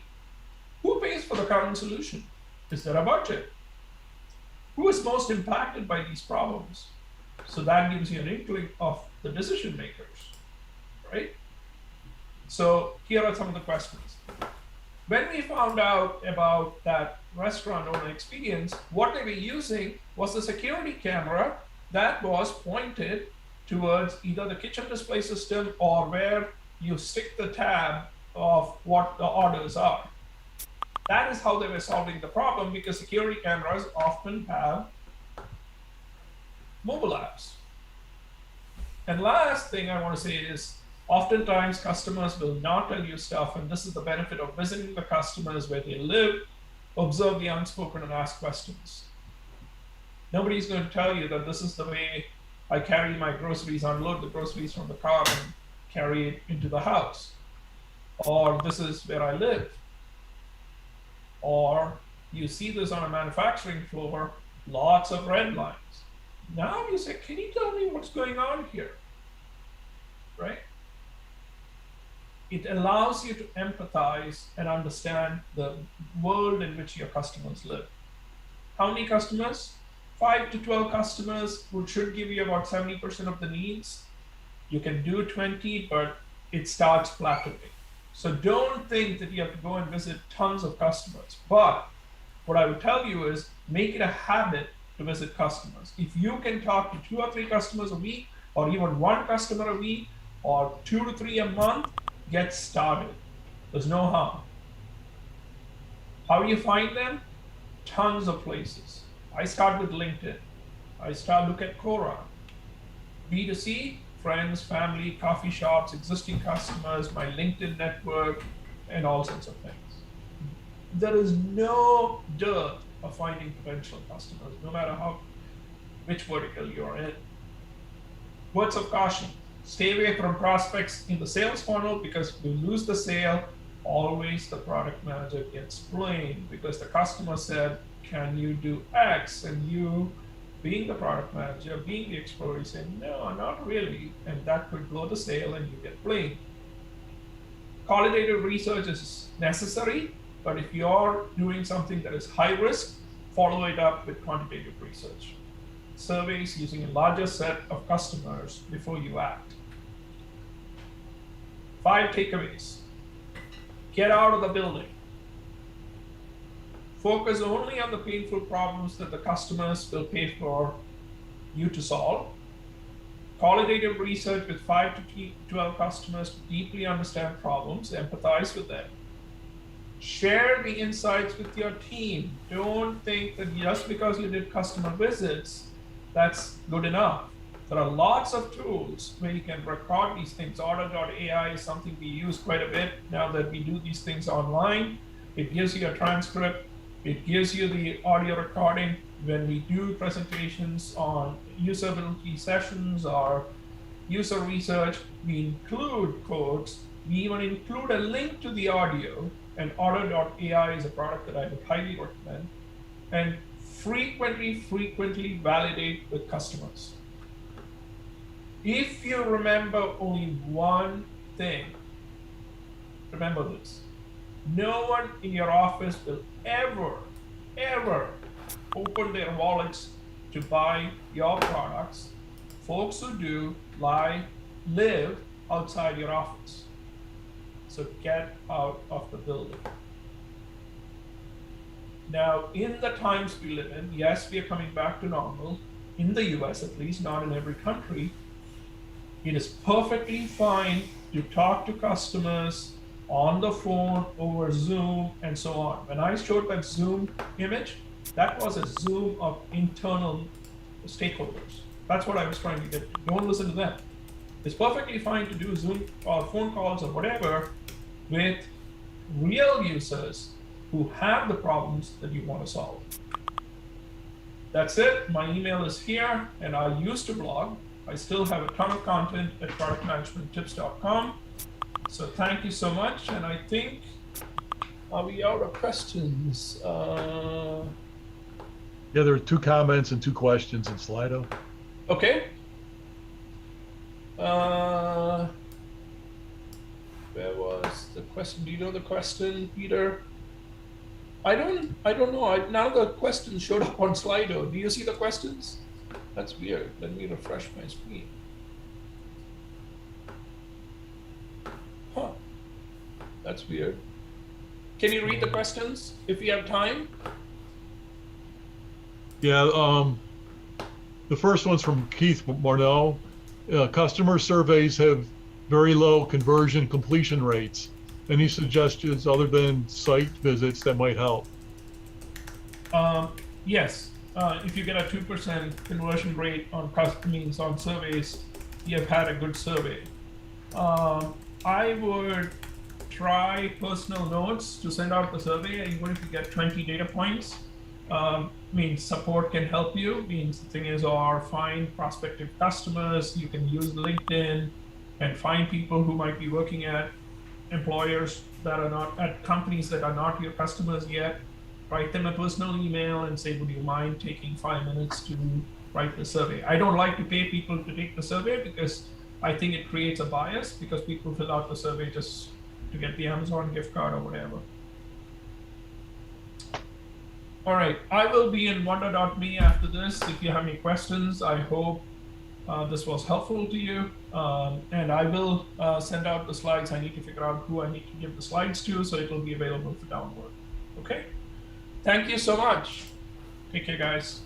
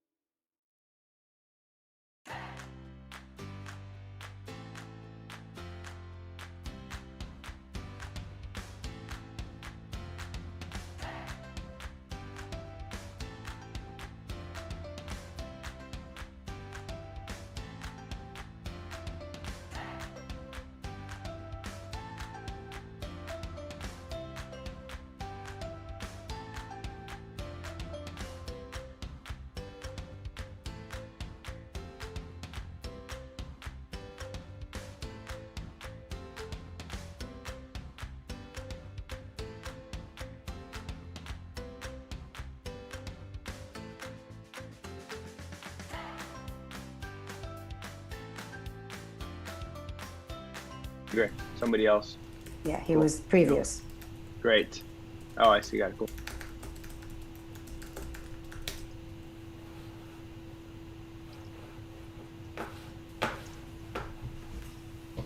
You're up there twice, though.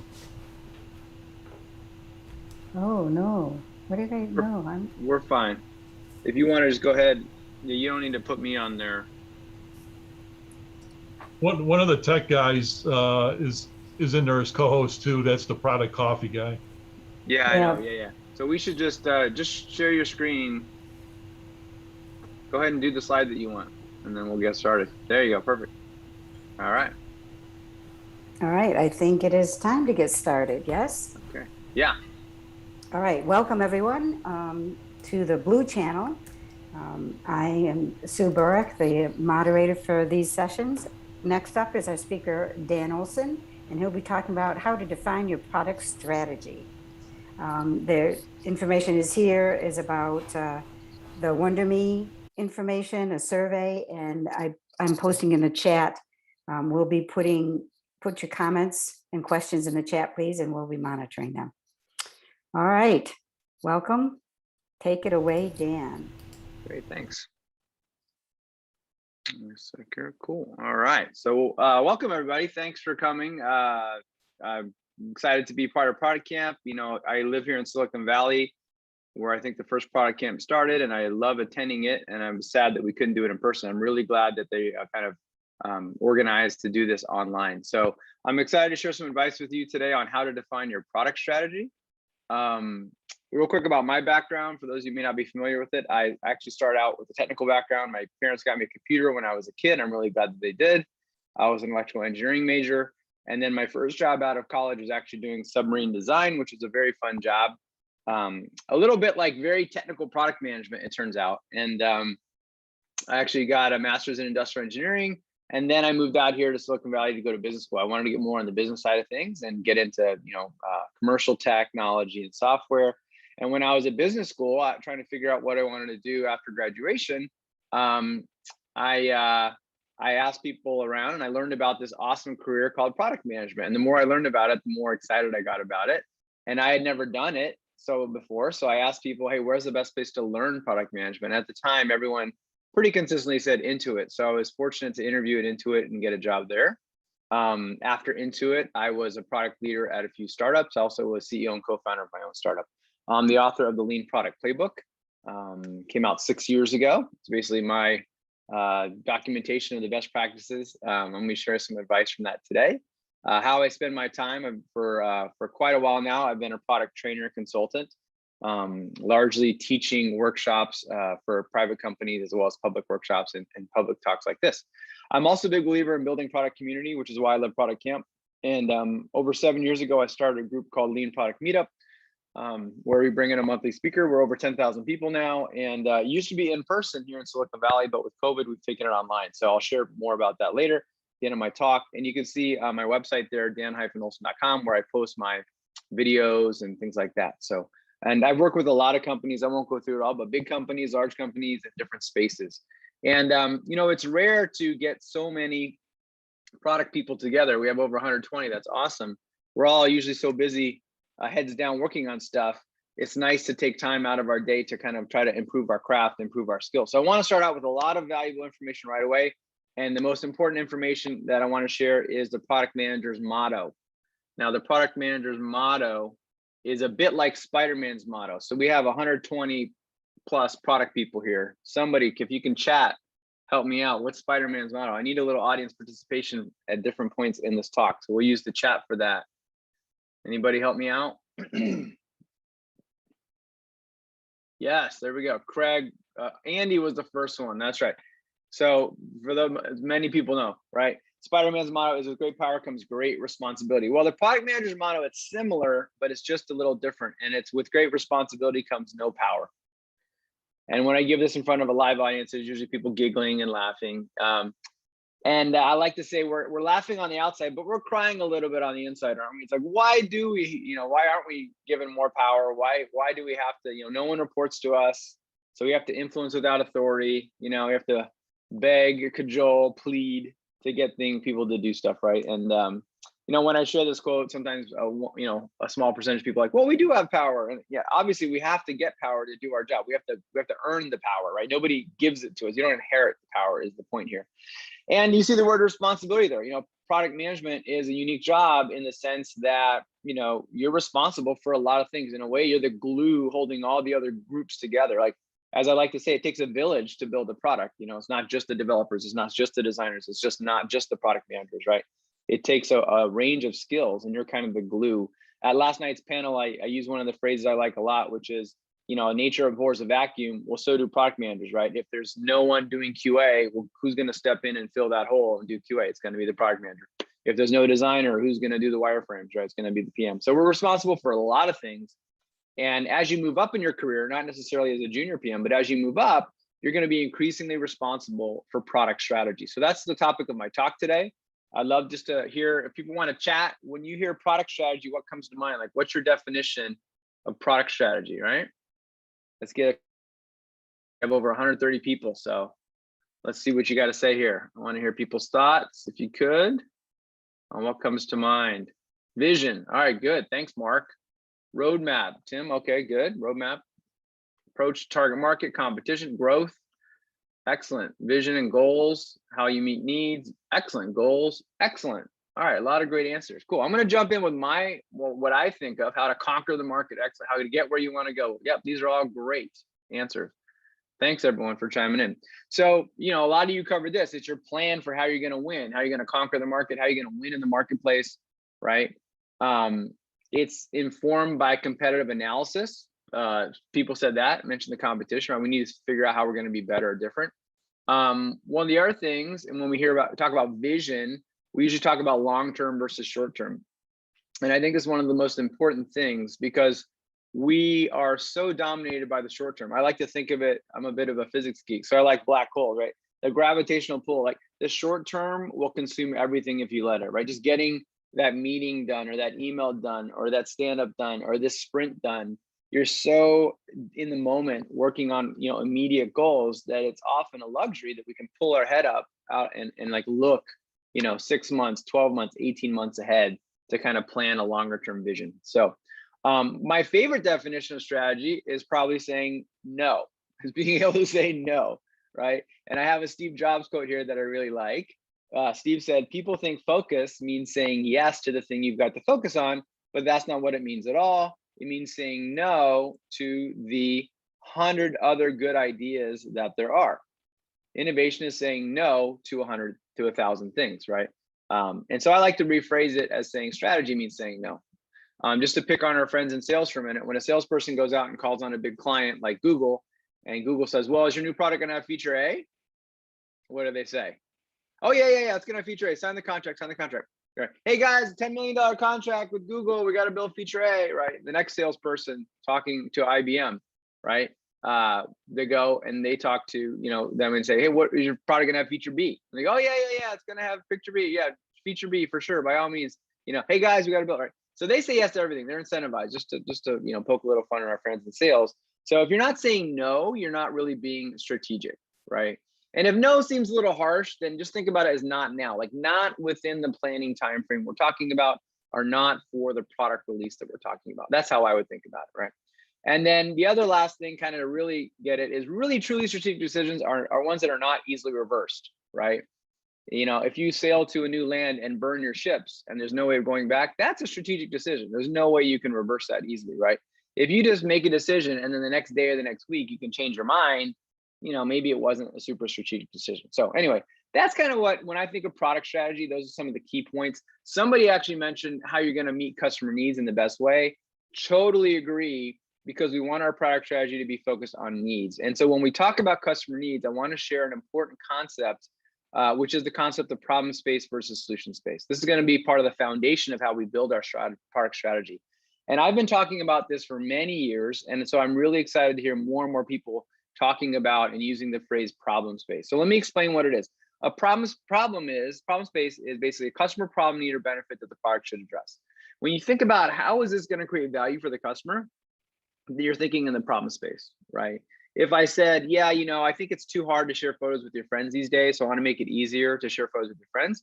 That statement, make it easier to share photos with your friends, that's in the problem space, right? I haven't yet done any solution. I haven't created any solution yet. I'm talking about how do I want to create customer value? What customer need do I want to address? And I'm sure many of you here are familiar with the Agile user story template, right? As a blank type of user, I want to be able to do blank so I can blank, right? That last part is really the essence of the problem statement. Like, why would a user want this? Why would it create value for them? So that's the essence of it. And so writing good user stories grounds you and starts in the product space, right? In contrast, solution space is a specific implementation or design to address the customer need. If the very next thing I said after I said, yeah, I want to make it easier for people to share photos with their friends, if the very next thing I said was, oh yeah, and I launched an app that does that on the App Store, that app would be in the solution space. Or if I hadn't coded anything yet, but my friend Bill, the designer, gave me a set of mockups for the app, that set of mockups would be in the solution space, right? And this is a learned kind of mindset, right? And the main reason I share this is far too often product teams go rushing into solution space and talking about features and designs before we've spent enough time clarifying the problem space and make sure we're really clear on the problem, right? And I know why. We live in the solution space, right? It's natural because we live in the solution space. So this is like a learned kind of mindset that good product teams develop over time. And as I like to say, developers develop. They have to ship code in the solution space. Designers design. They have to create mockups and pixels, which are in the solution space. So if developers develop and designers design, how would we summarize product managers' main job? I would use the word define. Our job is to define who are our customers and what are their needs. And so that means, of all the people on the product team, the product manager is the one that needs to be thinking the most about the problem space, making sure we're solving the right problems. And even when you're trying to focus on problem space, it's inevitable for some solution space thinking to creep in. And I call that solution pollution, right? And it's okay, it's gonna happen. And you can get people to bridge from the solution to the problem just by asking why. If somebody says, hey, I think we should build feature X is a solution. And so you can just kind of catch that and say, well, oh, why would that be valuable to a user, right? And then you can start to get clarity on the problem space. This is how typically solution pollution looks in our most product teams here. If you're using Jira, you might have some tickets that say add a dropdown that does this, build a wizard that does that, add an API call for that. Are those problems or solutions? Those are all solutions, right? Or on Trello here, add a hamburger menu, create a setting screen, add a database table. These are all solutions. And it's kind of funny because when I ask people, hey, who knows the user story template? Everybody knows it. But then when it comes time, when that Jira ticket's open, you're writing the Jira ticket, you get amnesia about the user story template and you just put in what you want people to build. And it's important to keep sight of the problem. And that's the beauty of Jira is you can have a user story that captures the problem. And then within it, it can have subtasks of what needs to actually be built. So the message here is not never think about solution space. Obviously, at some point, we need to think about solution space, but let's make sure we thought about problem space enough, okay? All right, let's talk about a software example to make this a little more tangible. I used to work at Intuit. One of our popular software packages is TurboTax. The tax deadline was just May 17th, less than a month ago. So I'm guessing a lot of people use TurboTax in the last 2 months or so, or maybe 3 or 4 months if you're ahead of the curve. So I'm going to need a little audience participation in a sec. I want you to think about, those of you that are TurboTax users, start thinking about what is it you like about it. I'll ask you about that in a sec. But it's a solution, right? It's an application. So it's a solution. So it sits in solution space. It competes with another solution, tax cut, right? And in an ideal world, you want to start in the problem space and then brainstorm solutions. We can also reverse engineer. We can go backwards and reverse engineer, right? So for those of you who use TurboTax, can you just in the chat, let me know why does it create value for you? Like what's the benefit that you get from it, from the TurboTax users?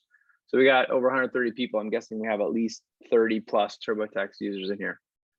All right, we got resolve decision anxiety, cheaper than an accountant, quicker way to file taxes. These are excellent, easy to use, saves time. It knows the rules, simplifies tax submission, paperless, great UI, file tax with confidence. Awesome, these are great examples. These are great, thanks everyone. All right, we do have a lot of TurboTax. All right, stores my tax history, copies data, excellent, excellent, excellent, cool. So it can be helpful and we wanna get that detailed. I'm getting a lot of great detailed problem space statements from people. And it's good to know, hey, what market opportunity are we going after? And at a higher level, an umbrella, like a bucket term that would contain all these detailed problem space statements would be something like, oh, it helps me prepare my taxes. It helps me do my taxes. And what you want to do, say we were the TurboTax team, is you want to start with that high level goal of what's the market opportunity we're trying to solve, and then brainstorm all the detailed benefits you can come up with. And that's what you guys all did. You have over 20 or 30 different detailed benefits here. Things like it can check your taxes, right? And instead of pen and paper, it's a computer. It can make sure you don't make any math mistakes. You can file your taxes. Several people mentioned this. Instead of having to print it out and take it to the post office, you can just push a button and file online. It can maximize your deductions. It can find things you didn't know you could write off to reduce your tax bill.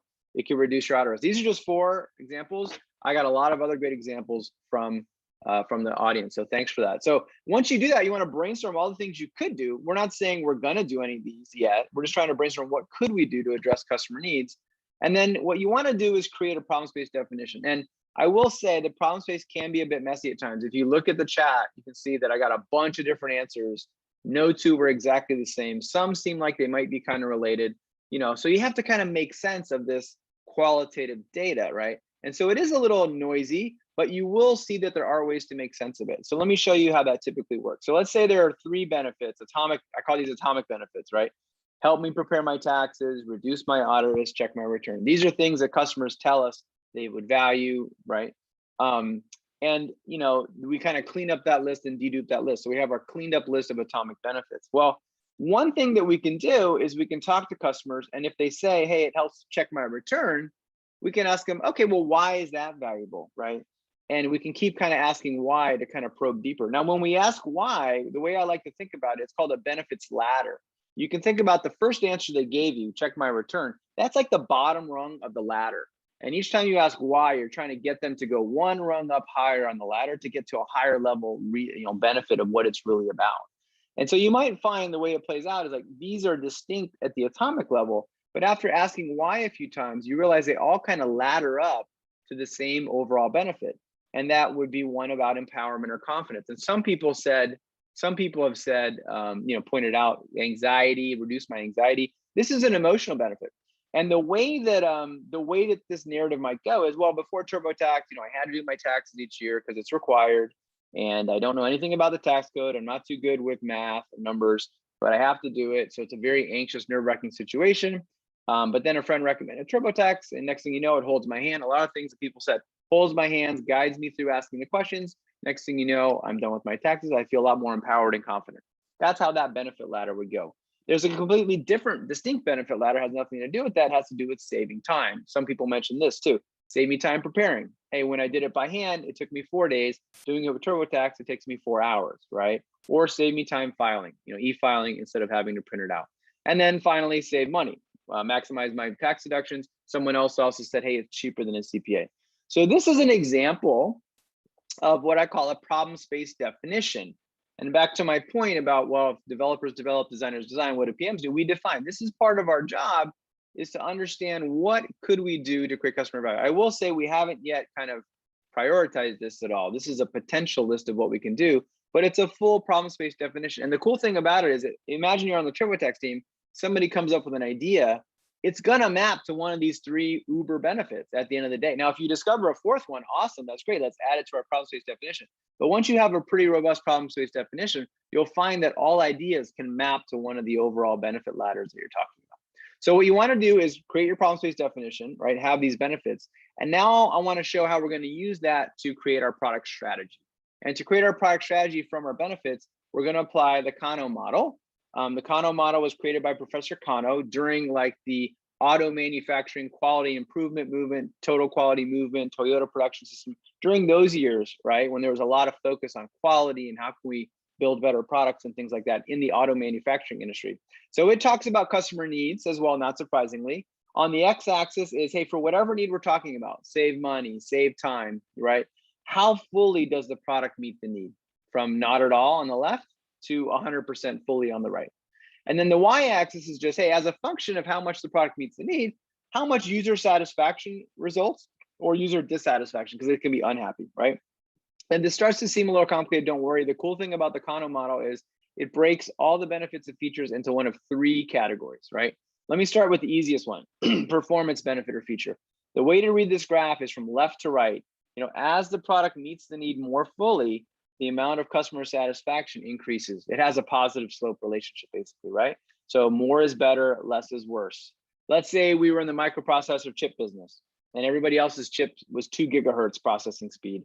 and ours was 3 gigahertz processing speed. Well, we'd be outperforming everybody by 1 gigahertz, right? So that's performance. More is better, less is worse. Let's go to cars, talk about cars. Say I was shopping for a new car. I go into the showroom and the 2 cars look about the same. I like the way they look about the same. I read the spec sheet on the window. The specs seem about the same, but then all of a sudden I realize, oh wait, this one car has twice the miles per gallon as the other car, right?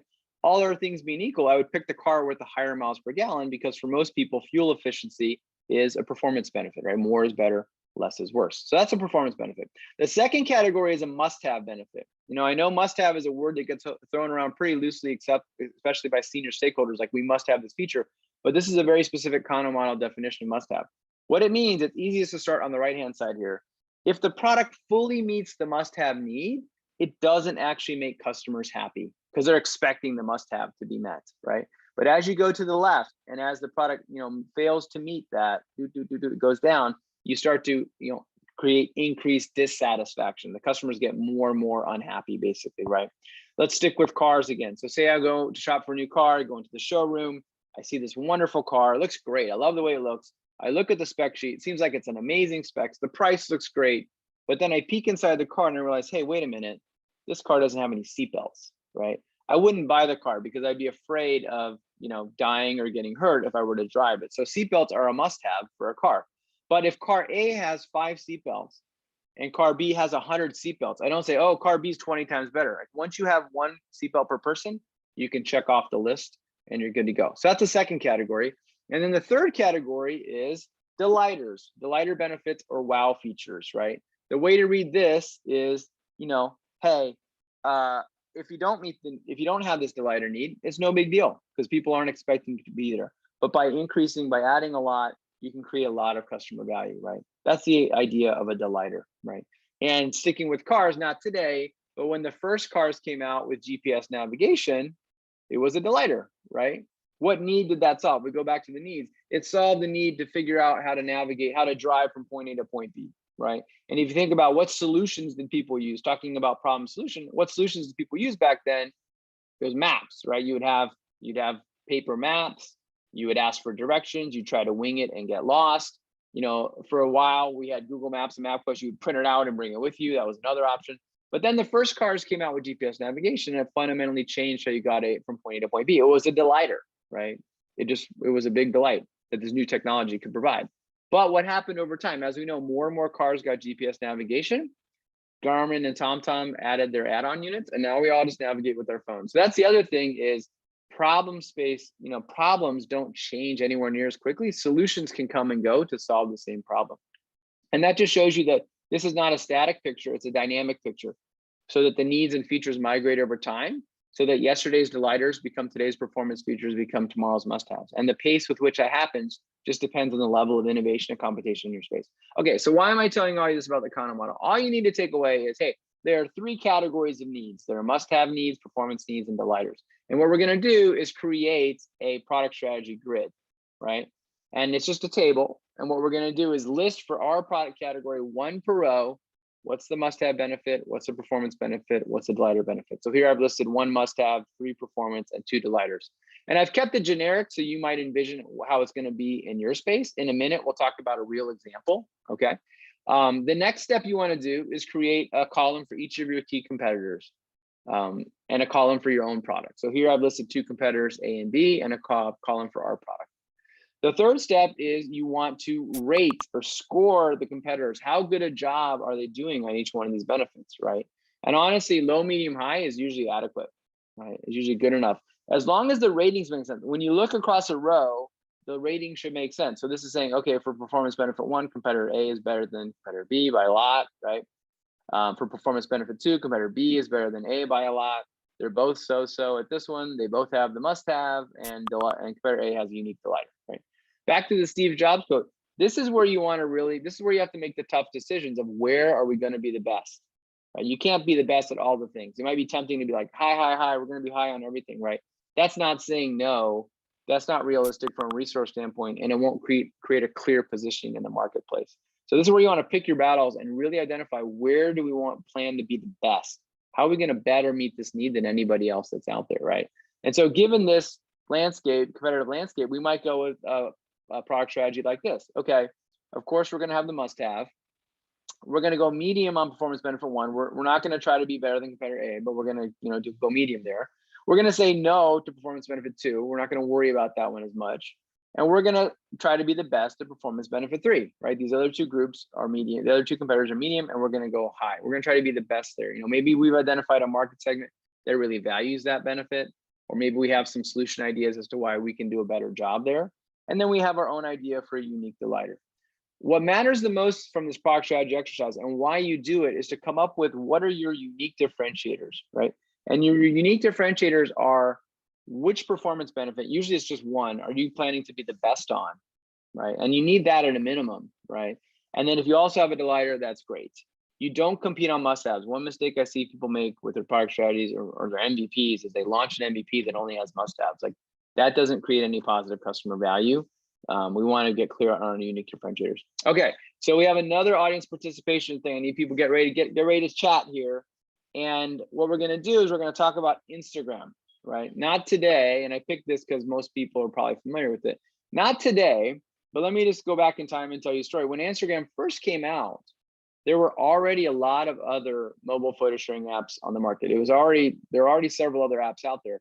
And yet when they launched their app, they quickly shut up and became the #1 app. And you don't see that often, but every once in a while, you see a new product enter a crowded product category and it shoots up to #1. Why does that happen? I would argue in every case that happens, you can reverse engineer and explain why that happened using the value prop grid framework that I just showed you, the product strategy grid framework, right? So let's try to do that for Instagram. Not today. If you're really familiar with Instagram today, it's not about today's feature. It's really about, back when they first came out. And so some of you may have been around them, some of you may have not used it then, but what we're looking for is how did they outperform the other mobile photo sharing apps at the time, or how did they out delight them, right? So let's see what we got. People saying filters, exactly, awesome, filters, cool. So here's the thing, is filters, real quick question, filters a solution or a problem? Who can answer that for me? Solution, Gopal, that's right. And it's fine, this is what happens, it's totally fine. If somebody comes at you with a solution, you go, great, filters, they were cool. Why do they create value for a user? What's the benefit behind it? If I had asked a user, great, Gopal says, make my photos look professional. That's one thing that I hear. Make them look better, exactly. You hear a lot of different things. Make them look more creative, make them look more unique, all these kind of things, right? We can kind of lump them all together and just say, it makes my photos look better. That's right, cool. So that's the benefit, make my photos look better, supported by the solution filters. Now, was that a delighter or was that a performance? When it came out, Yulia Gopal, yeah, it was a delighter. You didn't expect to have these amazing filters, right? You're like, oh my gosh, what are these amazing filters? And you probably saw it from your friends, like, hey, well, how did Bill make his pictures look so amazing? And then you realize what's going on, right? So yeah, it was a delighter. It was a delighter. Now the interesting thing is, going back to this diagram, we talked about how things migrate over time. If we were to launch a mobile photo sharing app now, and it didn't have filters, what would happen? People would laugh us out of the app store, right? So what happened? It went from being a delighter to being a must-have now for a mobile photo sharing app. That shows you that evolution in progress, right? Because everybody just copied it. Okay, awesome. We got our first delighter, filters that make your photos look better. Any other ideas for other ways that they delighted or perform people? And one thing I forgot to mention, a little subtle, on a performance, if you notice the examples I gave, it was like 2 gigahertz versus 2.5, 3 gigahertz, right? It was a numerical thing you could quantify, or miles per gallon. So usually performance is something you can quantify. Let's see what we got here. See if anybody's got ideas on how they outperformed, something we can quantify that they did better than the other apps at the time. Okay, Gopal says square photos. That's a subtle thing too. Let's talk about square photos for a minute. So I remember to this day, when I first launched Instagram, like, let me check out this app. I pulled it up and it's like a square photo. I'm like, who gave you the right to crop my photo, right? Because when you hold up a phone and take a photo, it's like, it can be a tall rectangle like this, or it can be a wide landscape like this, right? And look, the photo is going to look good either way because the filters, that's not the problem. But when you try to combine them into a single feed, then what's going to happen? These are going to be fine, but these you got to shrink down in size to fit in the same fixed pixel width feed. They saw that problem coming. They said, you know what? We want the pictures to look good no matter what. We're going to make it a square aspect ratio. So it's a more subtle way that they help make your photos look good. So cool. So all we have left is a perform. I'll give people a chance. So something they did like outperformed, something they did It has to do with time. Yeah, Neil's got it. Exactly. Fast upload, right? They actually, when you uploaded your photos on Instagram, it was faster, right? It was like 2 or 3 seconds faster than all the other apps. Now, those of you in the computer field may be like, well, wait a minute, Dan, the camera's the same megapixels, so the picture's the same megabytes, and the throughput's the same because it's the same 3G or the same Wi-Fi. Well, maybe they have some crazy compression. No, they all use the same compression. So how could they do it? It was actually a clever hack from the user experience design team. The UX design team said, you know what? Because the way those photo apps work, all the other apps worked is you'd launch the app, you'd line up your picture, you'd take your picture, and then you do whatever you were going to do with it, right? You'd add the tags, you do whatever, and then there's an upload button, you click upload. Well, the UX team in Instagram just said, you know what? 90+% of the time, people upload the photos. So why don't we just upload it the second they take it? Let's upload it in the background. And then by the time they do what they're going to do and their figure hits the upload button, like 2 or 3 seconds will have passed. So that's how they did it. That's exactly right. Cool. Speed is a feature. Exactly. All right, cool. So we have what we need to recreate the problem solution space diagram here, right? Hopefully this makes sense, right? We have make my photos look good, supported by filters and square aspect ratio, and post my photos quickly, supported by photo upload act, right? So we have what we need to form the product strategy grid for Instagram. So here, what do I have? Must-haves, performance, delighters. We have other photo sharing apps. We have Instagram. We didn't even talk about the must-have. Obviously, if you're a mobile photo sharing, then sharing your photos is a must-have, right? Everybody has that. On the performance benefit, we have post my photos quickly, supported by the photo upload UX hack. Everyone else doesn't have it, so it's low and they're high. And on the delighters, make my photos look good, filters, supported by filters and square aspect ratio. Again, other people don't have it and they have it. So there's their unique differentiators.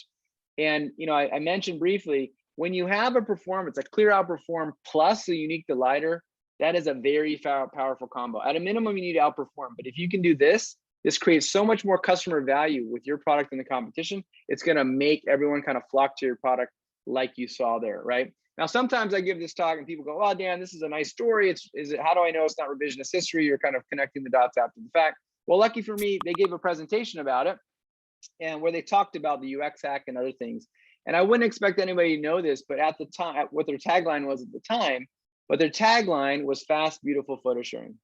And this tells me they knew exactly what they were doing. This is a very powerful, concise summary of their product strategy, basically, right? They have their must-have, photo sharing.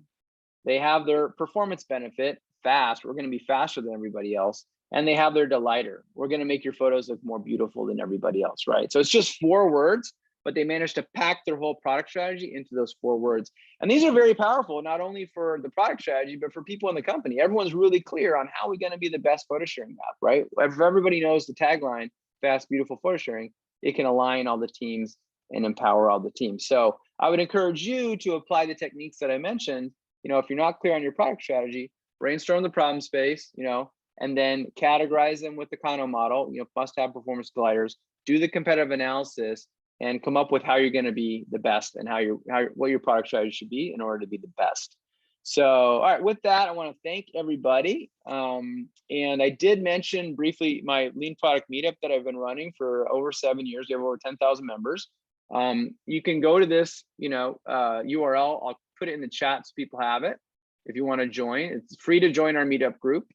And actually, these days we have a book sponsor. So we're giving out like 50 or 60 books. Nathan asked, is the book as good as the presentation? Well, this is kind of like the movie version.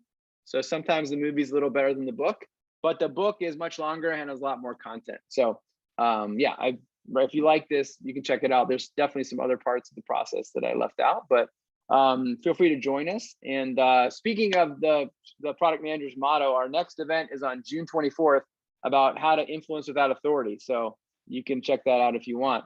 And then I'm happy to start taking questions. I would ask people if you could take a brief survey. That would be great. I'm going to chat that link as well. Just let me know what you liked, what you didn't like. If you want a copy of my slides, I can also email them to you there. So it's always great to have that. There's the feedback. Feedback survey. That would be great. And so with that, I'll take questions. We have 1 minute. We have 1 minute for questions. No, we have 35 minutes total, right? Oh, okay. Sorry, guys. All right, cool. Let's go. Questions. Let's do it. Any questions? You can put it in chat if you have a question.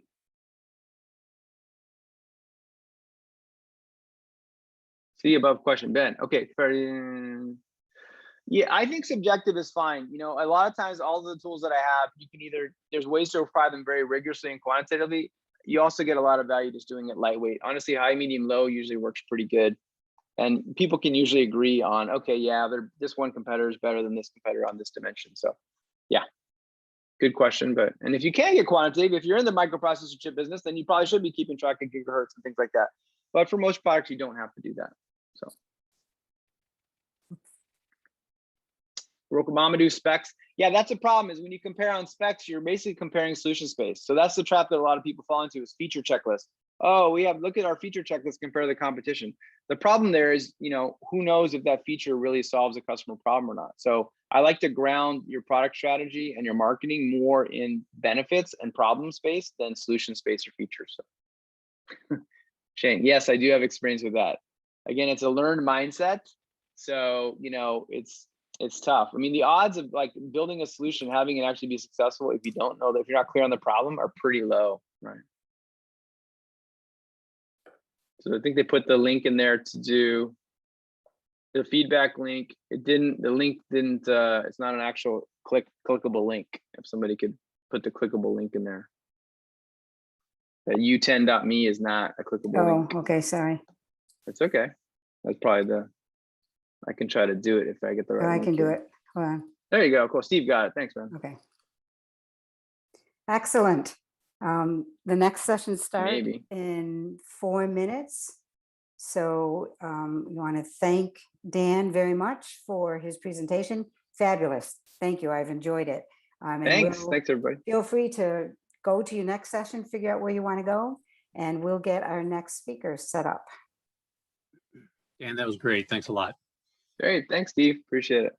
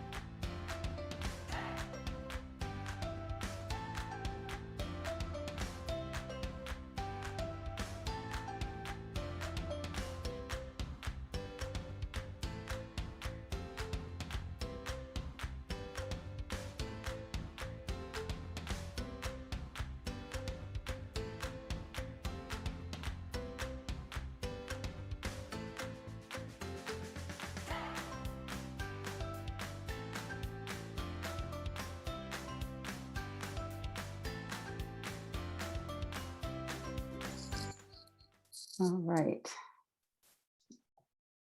I have it at exactly 1:15. Are we ready on the YouTube channel? Okay, so Cindy Brummer will be our next speaker. And I had it in front of me, what she's going to talk about, but it's gone. Hold on. Affinity mapping your way to better team and stakeholder alignment. Welcome, Cindy. Take it away. Thanks. I am so excited to be here. Let me go ahead and share my screen and I will get started for you.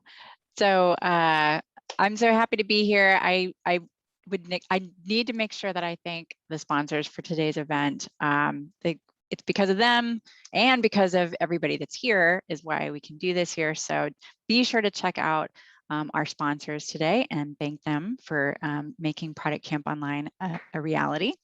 So my name is Cindy Brummer and I am a UX designer. Honestly, I run an agency, so more of my role is as a product manager in running other designers and developers of my team. But really, down at the core, I'm a UX designer. But I wanted to share some things that I know about affinity mapping, which I've learned help make teams better and also help with stakeholders. A little bit about me. I've been running Standard Beagle for the past, it's almost been 10 years now. We are a boutique agency based in Austin, Texas. And then on the side of running all of that, I teach UX design at the University of Texas. I recently got my master's degree in UX through the Maryland Institute College of Art, MICA, and I'm hopefully will be a collaborator in residence starting in July with them and helping advise others. And I'm also a contributor on a new book that just came out through O'Reilly, 97 Things Every UX Practitioner Should Know. I have a chapter in there on user personas. It's a great book. There's a lot in there. And I think that anybody that does anything that overlaps with UX, which I know a lot of product managers do, it's definitely a great introduction to just lots of different topics. So what I want to cover today is kind of just the basics, but explaining what affinity mapping is, kind of the different flavors of it, when you can use it, and then also how. Like I want to get into the nitty-gritty of how you would actually create an affinity map. And then I also want to talk about good moderation for a great mapping session. And so I've cut this down so that I can make sure that there's plenty of questions at the end. So Sue, if you'll keep me honest and give me like a, hey, you're going over, or you're not gonna have more than 10 minutes for questions, please do that. I will give you your 10-minute warning. How is that? That's perfect, thank you. So I'm such a geek. I love affinity maps. Like they are magical for me. And I don't know if any of you have any experience in them. I'm assuming that you've come here to learn about them. I think they're really cool. And the reason that I think they're really cool is that they allow you to see patterns that you don't necessarily see just by gathering data or talking to people, throughout the company. You have to like put it all in front of you. And this tool like gives you that aha moment. And it like Marcel Proust said, it's all about having new eyes on something. An affinity map is basically a clustering exercise. And what it does is it allows you to take a large amount of data, fairly large, and put it in front of you and cluster common ideas and see what the patterns are that arise from that. It really helps you make sense of data. And a lot of times you can't see patterns unless you put it all together. And so this is a great tool for pulling together comments or survey data or numbers or survey responses or any kind of qualitative data that you collect from people. The other thing that it's really great for is just having it's a brainstorming exercise for bringing people together. And that's what we're going to be focused on today. Less about the tool as a user researcher or a UX designer might use it for, but more in terms of how our teams and even our stakeholders, we can bring their ideas together. And this is not a new idea. This was developed back in the 1960s as part of the, the whole idea of, I believe it's like Six Sigma, from the Kawakita hero, to organize ideas. So definitely not a new idea at all, but it's a really cool way to think about data. There's some key parts that you want to make sure that you include in an affinity map. And we're going to talk about each of these, but essentially you have to have a purpose. You don't want to just create one and not know why you're creating one. So kind of core of it to start with is figuring out what you're trying to do with it and why. You also want to have someone be a leader for the affinity mapping session. And especially if you're bringing a group of people together, you need to make sure that leader is going to help keep people on task. Otherwise, it can just kind of spin off into the nether worlds, and everybody kind of walks away thinking, what was the purpose of that exercise? So you definitely want to have somebody that can help bring everybody together. You also want to do it in some sort of prepared space. Now, as the world is opening up again, our companies are able to come together. We can go back to the traditional means of using whiteboards and bringing together people in a conference room, but there are ways to do this online. There are definitely tools that let you bring together remote teams and stakeholders who aren't in the same room.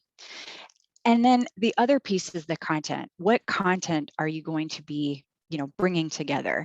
And when you're thinking about your team alignment and any kind of brainstorming, there has to be some sort of preparation that goes into it. You definitely want people thinking about what you're going to be talking about before you bring them into the room so that the content is ready to go and you don't have people sitting around and scratching their heads.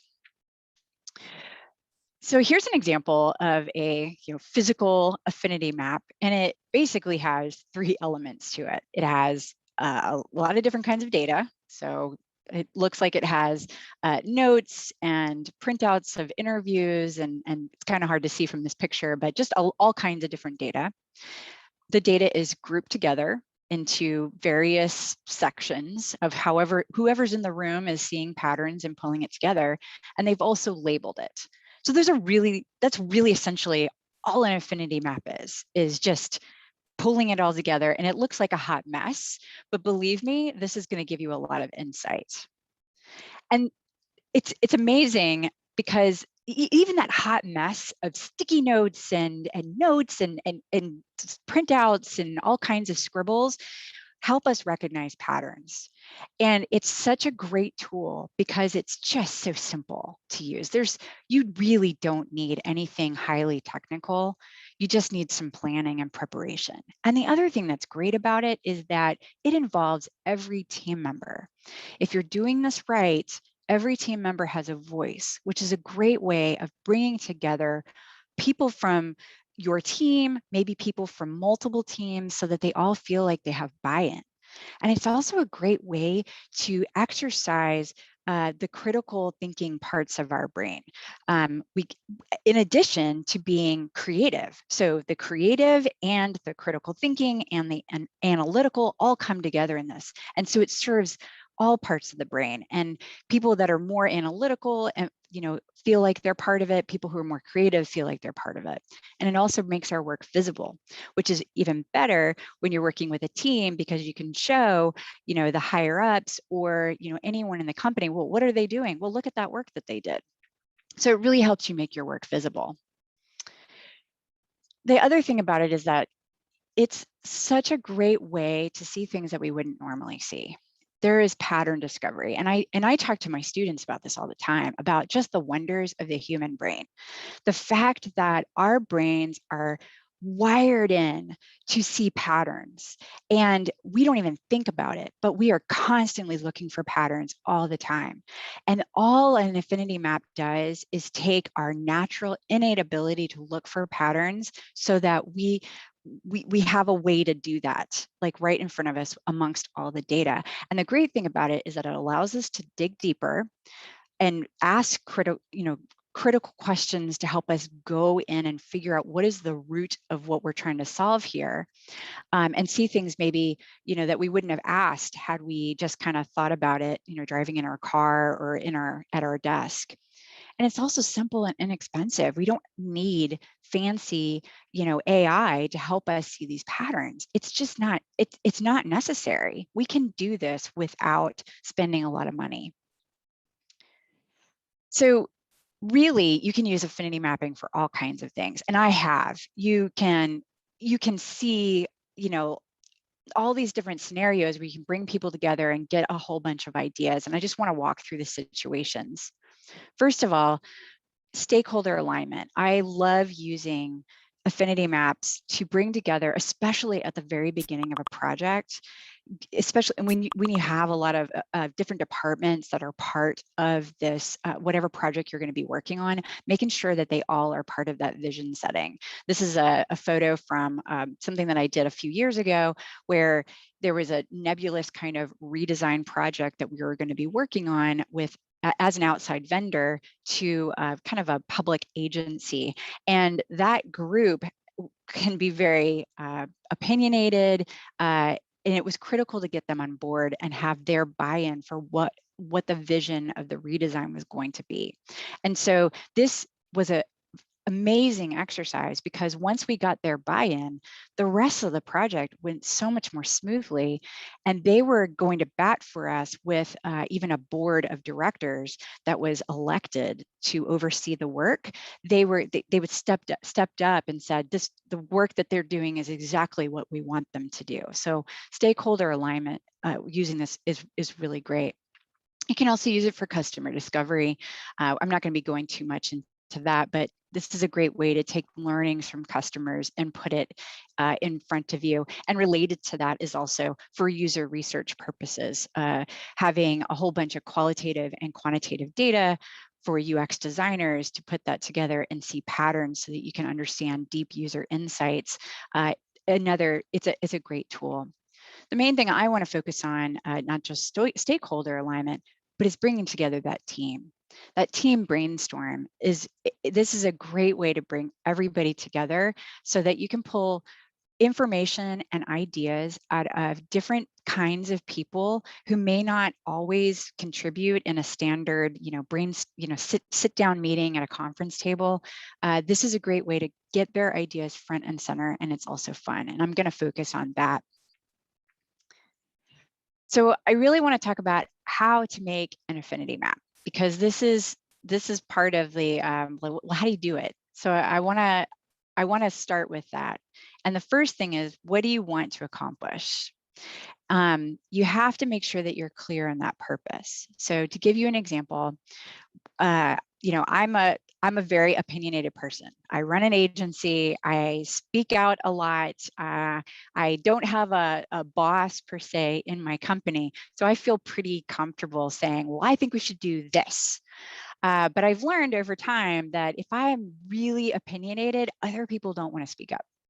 And so when I want to make sure that multiple parts of my team are speaking up about ideas for the direction that we need to move in, say with a marketing plan or with just a product strategy that we're going to be undertaking, I have to use an affinity map. And so I will set a purpose of, say, we have a product we're going to be working on, and I need to understand the best ways to move forward and what your ideas are for it. That would be, say, my purpose for it. So it doesn't have to be incredibly specific, but it needs to be specific enough that you can get everybody on the same page. Once you decided the purpose of your affinity mapping session, that's when you need to start preparing the actual nuts and bolts and the tools for it. You need to make sure you have enough time. I've tried to do this in an hour. It rushes things. It's not a great amount of time in which to sit down with people and get them to generate ideas. So if you are only going to do an hour session, plan on that there's going to be a few of them.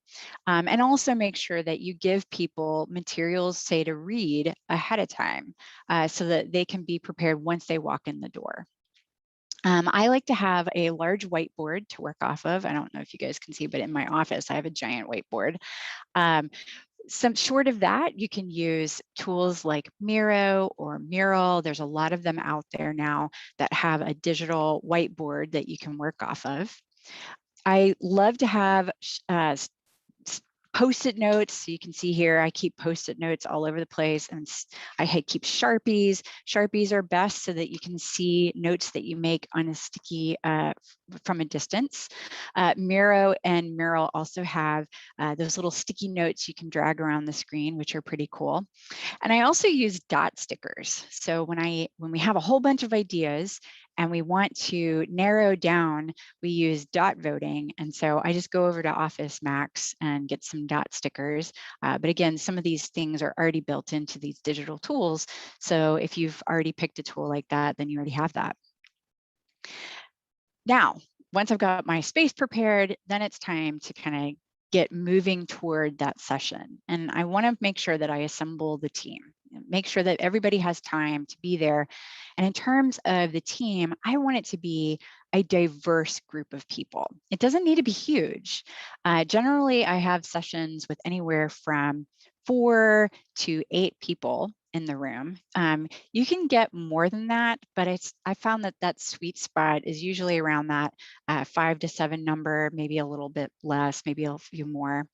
And I like to make sure that they're coming from different perspectives. And it can be diversity in terms of backgrounds, positions, all the different ethnicity, all the things that you do. You want to make sure that you can be as diverse as possible. So I don't like to just have a brainstorm session with all UX designers.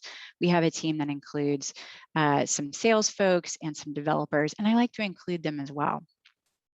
I want to make sure that I've chosen the right facilitator. I feel pretty comfortable facilitating, but sometimes there's other folks in my company that I want to maybe help groom them to be good facilitators, or if I'm working with another company and I'm having them do that in their team, I want to choose someone that has presence but isn't overwhelming. I want them to be able to encourage good communication and also be able to step in when things are kind of going astray in the conversation and bring people back.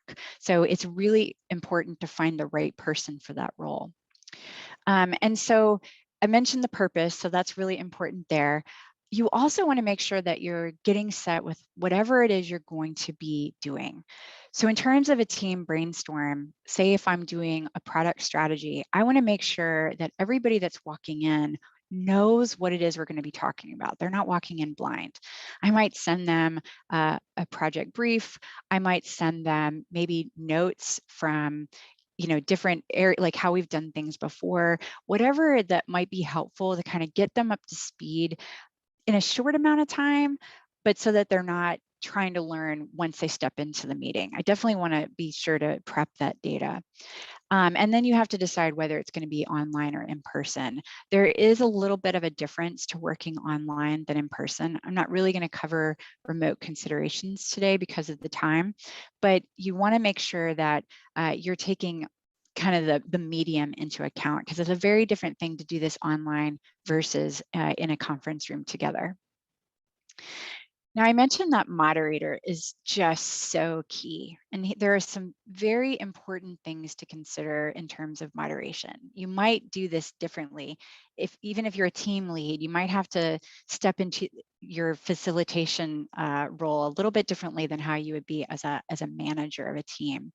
The most important thing is to be a listener. You have to listen to everybody, and everybody needs to feel safe in terms of sharing ideas. You also need to make sure that you can pull people back to the table when side conversations start happening, which often happens in a team situation, or especially if you have a team that works closely together and there are inside jokes and memes, and I mean it can be really fun and you want it to be fun, but you also want to make sure that people stay on task with what you're doing. And so it's really important to guide the activity, have some presence so that people are leaning in and listening and wanting to participate. And then you also want to make sure to stay objective. At this point, no ideas are off the table. At no point should anybody be filtering. And so it's really important that you're saying yes and over and over and over again to get people to feel comfortable writing their ideas down, that they're not going to be heckled or ridiculed by anybody else who is, because you know those kinds of folks. They'll say, oh, well, we've done that before. That's a stupid idea, or like, oh, that'll never work. That should not happen. And a good moderator is going to nip that in the bud and set the ground rules at the very beginning. It's really important that everybody feel like they have a voice. Now, once you've got everybody around the table, you've set expectations, you've told them what you're going to be doing and what the purpose is, this is when you start working out the ideas. Everybody gets sticky notes and you just hand it to them and you give them a prompt. So that prompt might be, let's start with, what are all the things that you could come up with, that would help with the strategy around this particular product, or whatever it is the purpose is going to be. You want to have multiple questions to get them thinking. And what I do is I will give them a time box, about 2 minutes, in order to write down as many ideas as they can on their sticky notes and put them on the whiteboard. And I usually do this in a quiet, like 2 minutes where everybody's thinking and nobody's talking. And then I stop them. And then I give them another prompt where they have to answer the question differently. Like, what are all the things that could go wrong? What are the worst ideas you can come up with? There's lots of different questions you can ask for prompts, but the whole idea is that you want to get things rolling and get people comfortable with sharing. The rule here, though, is that it has to be one idea per sticky note. You don't want them to add all of their ideas onto one sticky note. You want to make sure that they're only putting the one. That way, when you need to start that, converging and figuring out which idea you're going to go with, that you're not having to rip sticky notes in half. Now, once you've taken the amount of time that you're going to set in getting all the ideas up into the whiteboard, this might be the time when you're going to be having somebody go through the board. The facilitator might be the right person to do that and go through and make sure that you understand the ideas that are on each sticky note. Now, again, you're not filtering at this point. All you're doing is seeking to clarify, understand the idea. So I used this particular method when we were coming up with a working team agreement. And everybody wrote down ideas of what they felt was important in working with other people. And we had a giant whiteboard just full of scattered ideas everywhere. And we went through to clarify, things like everybody needs to be heard. But there were quite a few things where people said pizza or more video games. And I just wanted to make sure to understand what people were coming up with, not seeking to filter them out. Once I've clarified what everything means, now's the time to start grouping. Now, you can see in my picture here, there's different color sticky notes, all being moved around into different groups. Here's the thing with grouping. It's typically best done silently with a couple of individuals, and they're not talking to each other as they're moving sticky notes around. There's also no rules. They're looking for patterns. They're looking to see, like, what are some of the commonalities amongst the ideas here on the board? For example, with our working team agreement, there were lots of variations on the let someone else be heard. They might be, finish sentences or, be respectful. And we saw that a lot of the same things pop up together. And so the group that was sorting was moving those all toward a center group. Now, they could have sorted it differently, but that's honestly, it's up to the people who are doing the sorting to determine what those groups should be. And people could move them around. There was a little bit of, back and forth and thinking about it. And this is about a 5-minute, maybe sometimes 10-minute activity, depending on how many sticky notes are on there. It's okay to keep coming back. You might even have multiple groups of people go up and rearrange things because they might, after having watched the group sorting, go up and resort. It's totally okay to do that. This takes some time, but once you've kind of got those groups figured out, this is when you start labeling those categories. This is when you start drawing big circles around those groups and then giving it some sort of label or name. What are the commonalities? And, we ended up narrowing down our working team agreement to about 5 specific things. Each one of those different things represented one of the groups that we had in our affinity diagram or affinity map.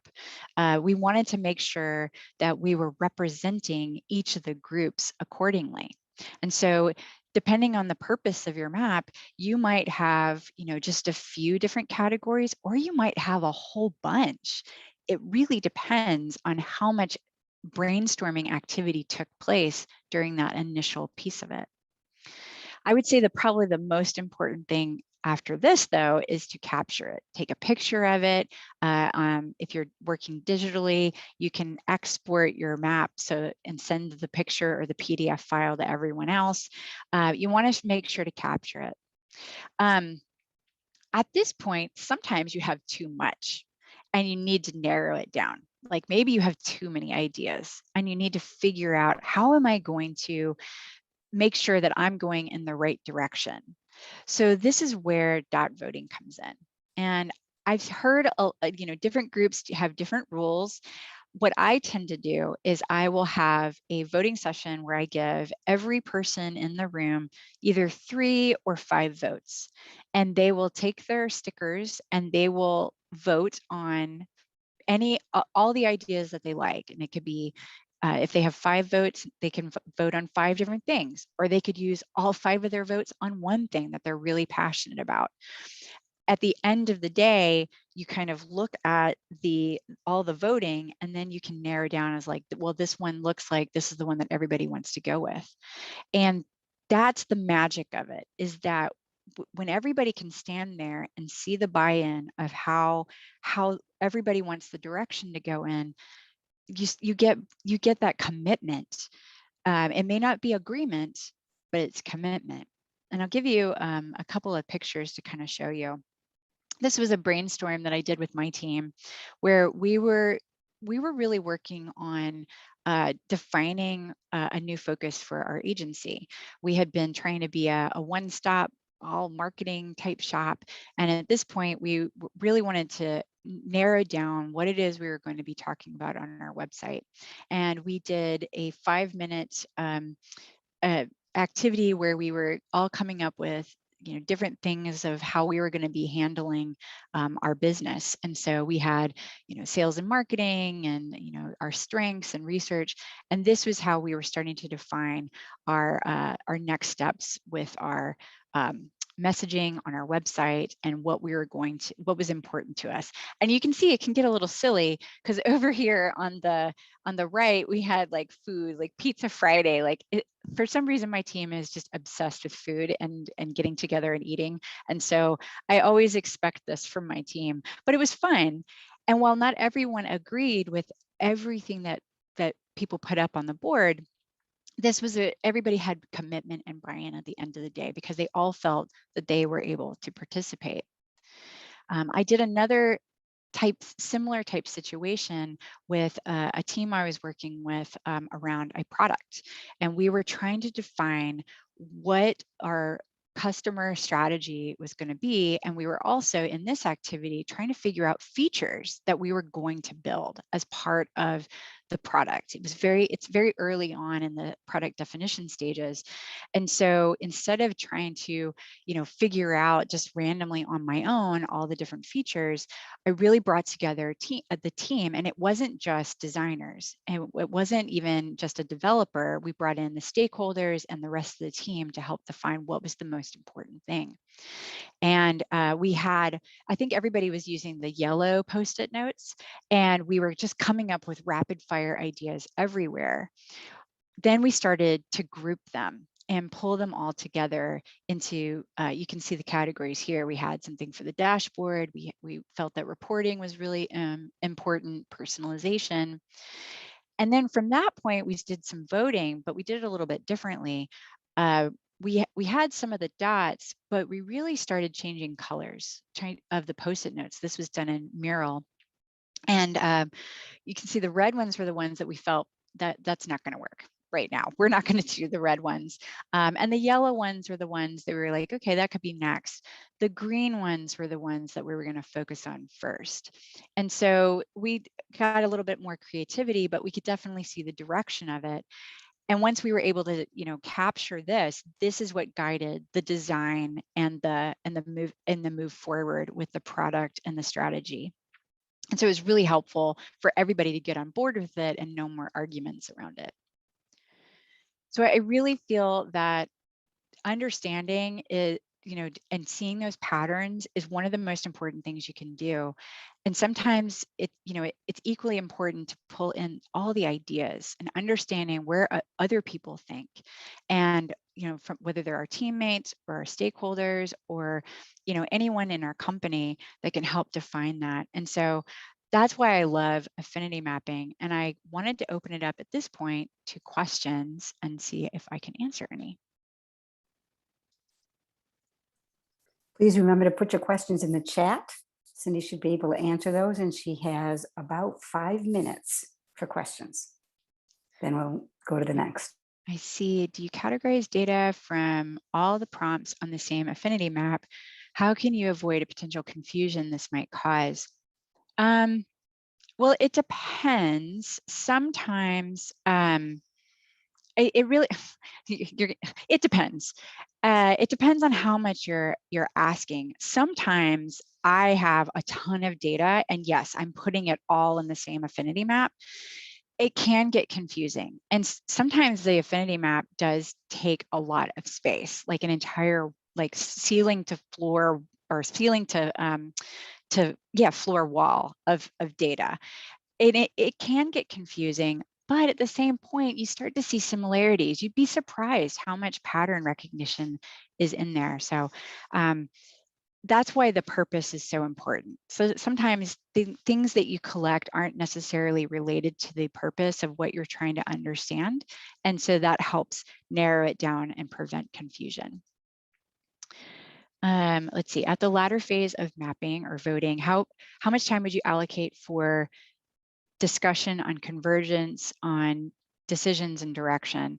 So the voting part, I give, I let sometimes people take 5 to 10 minutes. There's a lot of thought around where they want to put that precious vote.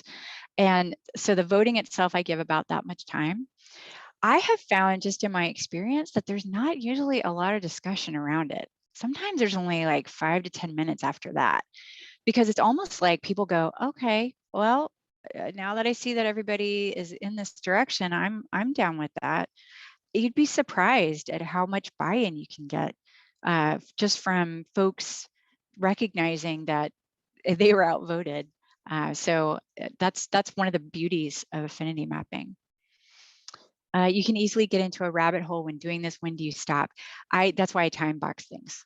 You just have to kind of learn a good cadence. I generally do somewhere between 2 and 5 minutes per prompt of adding ideas and getting them all up there. And then I also will put a time box on the voting and on the grouping and say, okay, we got to finish this up.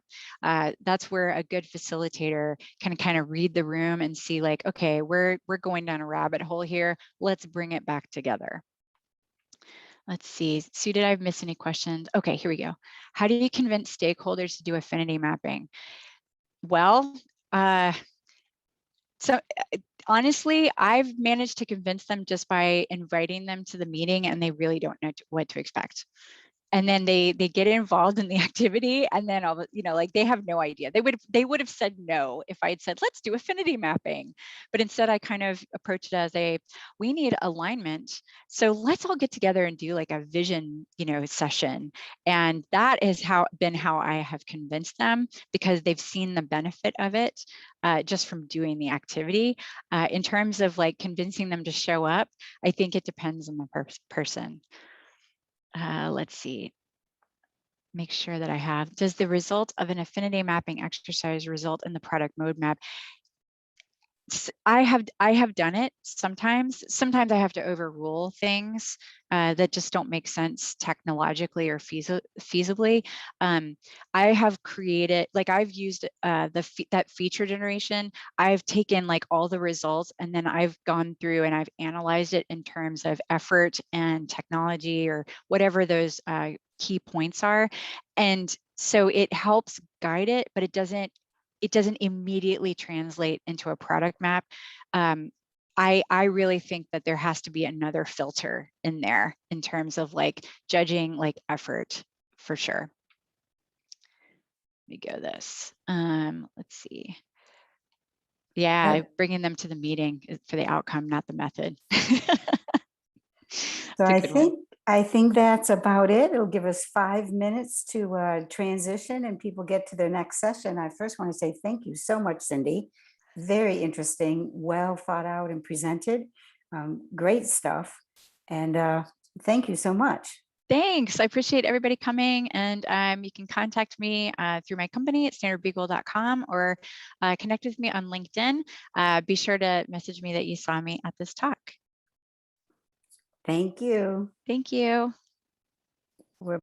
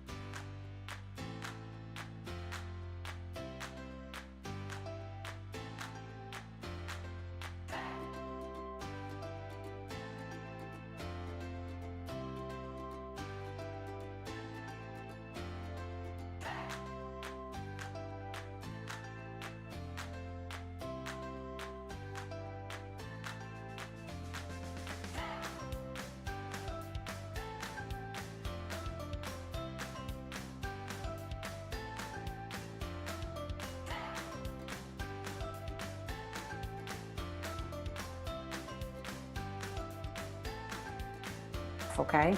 Sounds good. I'll put a reminder in there. All right. Welcome, everyone. My name is Sue Burke. I'm your Blue Channel moderator today. Our next session is Jeff Lefton, and he's going to talk about how to get what you want on difficult conversations. So, Jeff, welcome and take it away. All right. Well, thank you, Sue, and thank you all for joining us today. We're going to focus particularly on getting a high-stakes conversation off to a successful start, so you've got a successful end result. Just briefly, I've worked for 20 years at Psychological Associates, a small consulting firm based in St. Louis that helps companies select and develop their leaders to help the organization drive optimal results. I moonlight as a magician, but don't worry, I'm not going to bore you with any tricks today. So we have 4 goals of our presentation today. The first goal is to talk about what works and what doesn't in a high-stakes conversation. The second goal is to show you a tool to structure a successful interaction. The third tool would be to show you 4 key elements of having a good conversation. And the fourth goal would be to apply this to a conversation that you have upcoming. Okay, so let's see if I can sit down here and get my slides started. Okay. All right, so thanks to our sponsors today for Product Camp. Make sure to visit the exhibit hall if you haven't done so already. So the information today is drawn from mainly 2 sources: our book, Leadership Through People Skills, and many workshops that we've done over the years where people bring in a challenging interaction that they've had. They role play it, we analyze it, and try to help them. And we find that oftentimes when conversations don't go well, it's because the opening was not good and it got off to a bad start. So that's what we're going to be sharing some information to help you on your openings today. What is meant by an opening and why is it important? I'm not just talking about hi Bob, how you doing? Excuse me just a second, Jeff. Are you sharing your slides yet? Yes. Oh. We are not seeing them. Oh, okay. My apologies. That's Thank okay. you for And also, if you could just adjust your camera just a bit, because we can't, that's better, because we want to see more of your pretty face. Well, that's certainly debatable. Okay, so I'm gonna. Okay, there, here, hold on. One Let me second. get the slides There up. they come. Okay, let me. And slideshow mode, presentation mode. Okay. Excellent. There they are. Thank you so Okay. much. Yeah, my apologies. Thank you for pointing that out. Okay, so what's meant by an opening and why is it important? We're talking about more than just, hi, how you doing? Think of an opening for a conversation as like you're writing a blog post and the opening part of the blog post or an introduction in a paper. You want to engage the reader's interest, maybe tell them what you're going to cover, why they should spend their time with this. That's kind of what we're talking about as the scope of an opening. Why is an opening important? Well, you're laying the groundwork for a productive interaction. A poor opening can derail the conversation, and you only get one chance to get it off to a good start. And just as a poor opening can derail the conversation, a good opening can lay the groundwork for a very successful interaction. So when is it important to have a good opening? Well, it's not so important in low stakes interaction conversations. If you're just sharing some news, asking questions, you're having idle office banter, not so important there. But for higher stakes interactions, it's much more important. So if you're solving problems, if you're trying to resolve conflict, setting goals, coaching, giving feedback to somebody, then the opening is much more critical. So I'd like to try a little activity and ask you to think of an upcoming conversation where a good opening would be useful to you, and jot down a thought or two on what you might say to open the conversation. So I'm going to give you just a moment to do that. If you want to share anything in the chat, you're welcome to do so. Okay, so I'm going to just let you have a minute to think about that.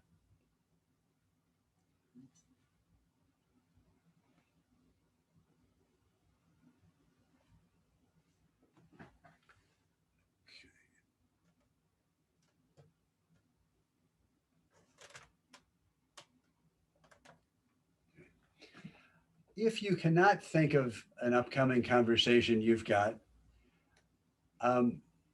here's a scenario you can read and you can think about how would you respond to this.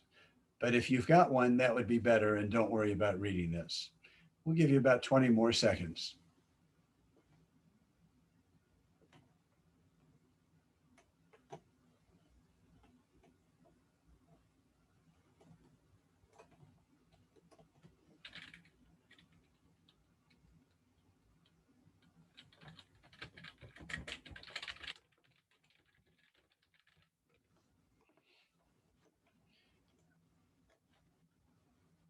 Okay, so hopefully you've got a thought or two.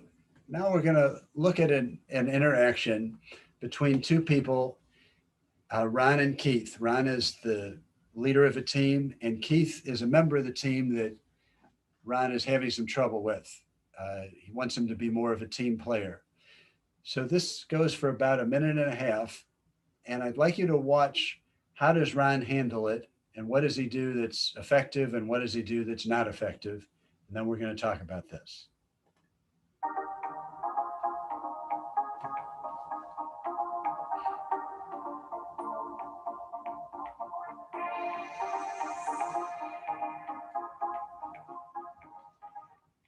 Ron, you want to talk with me? Hi, Keith. Come in. Thanks for meeting. I know this is a busy morning for you. They all are. End of the quarter rush, huh? Right, but it's all under control. Good. Aren't you changing offices next week? Yes, that's right. How do you think you'll like that? Moving always takes up so much time, but I'm sure it'll work out fine. Is there something in particular you wanted to see me about? Keith, as you know, the operating committee is eager to see what cost-cutting recommendations our task force comes up with. The thing is, although our team has had only 3 meetings, I don't think it's going too well. I couldn't agree with you more. I try to do my part, but some of the others just sit on their hands and don't contribute. Yeah, well, there's a reason for that. Whether you're aware of it or not, your behavior is having a negative effect on everyone else on the team. That's what I wanted to talk to you about. I don't believe this. Those people sit back and don't say anything, and you think I'm to blame? Well, if you'll let me explain. Ron, I'm one of the best contributors to this group. I have lots of ideas. I come prepared. I can't believe I'm even remotely having a negative effect on other people. I want to go over the situation and what has been happening at our meetings to see how to change things. Well, I sure want to talk about it, because I want to set the record straight. I don't see how I'm to blame for the poor performance of the rest of them. I want to talk about it and discuss how you can fix the problem so our team can get on with its work. Wait a minute. Fix the problem? Shouldn't we make sure we agree on what problem there is? Okay, Keith. Fix it, solve it, however you want to put it. Could you just stop exploding every time I make a point? That's part of it right there. Give me a chance. Now, here's my idea. Okay, so I'd like to ask you a question or two. How effective do you feel Ron's opening was on a scale of 1 to 5? You can put your rating in the chat, 1 being horrible, 5 being great. Okay, good. Looks like we got a lot of 1s, a few 2s. Good, I would agree with you. What was ineffective about Ron's opening? Maybe you can put in the chat, what are some things that he did that were not good? So he started with blame. Okay, good. And that kind of got Keith, I think, on the defensive. Not a good tactic to start off a conversation. Confrontational from the beginning. Said your negative feedback. Okay, good. Attacked. Didn't soften the conversation. Okay, good. Some good observers we have here. So I'd like to show you a tool called the 5-step format for structuring a successful conversation. So the first step would be to open the dialogue effectively. Second would be to get the other person's viewpoint. The third would be to present your own views, ideally starting with where you agree with the other person and then areas of disagreement. The fourth step would be to resolve any disagreements. And sometimes there can be emotions that need to be vented and gotten out of the way before you can have a productive discussion to resolve them. And then finally, working out a final resolution. What we find is that some people don't go through all these steps. They'll do 1, 3, 5. They'll tell the person why we're having this meeting, what he needs to do, and exactly what he should do. So he doesn't get the other view at all. We researched about 100 videoed conversations, and we found that in most cases, the leader only asked 3 questions or less to get the other person's view. So either it wasn't done at all, or it was done superficially. You generally need to ask more questions than that to really understand where they're thinking. Another thing we see is that in working out a final resolution, ideally, the other person would take the lead on that because naturally they're going to be more committed if they're involved in deciding the action plan. Often we see the leader telling the other person what they want them to do, and they're not as committed. If you can master this in your challenging conversations, this is gold and will really get them off to really have them be successful. Given our limited time today, we're going to focus on step 1 of this process. How do you have a good opening so you get off to a good start? And we believe there are 4 elements to an effective opening based on what we've seen. First would be to appropriately sociable. Next, state the purpose of the meeting in a non-confrontive way. A third would be to state a benefit for the other person as to why they'd want to have this dialogue. And finally, to check their willingness to proceed. So let's take a look at each of these in a little more detail, and we'll refer back to the video we just saw and see how they did on this. So appropriate sociability. Obviously, sociability is not going to be the same for everybody. If you're talking with somebody who likes to talk about how the Cardinals did last night or what's going on in their kid's school, then you'll want to give it a little bit more time.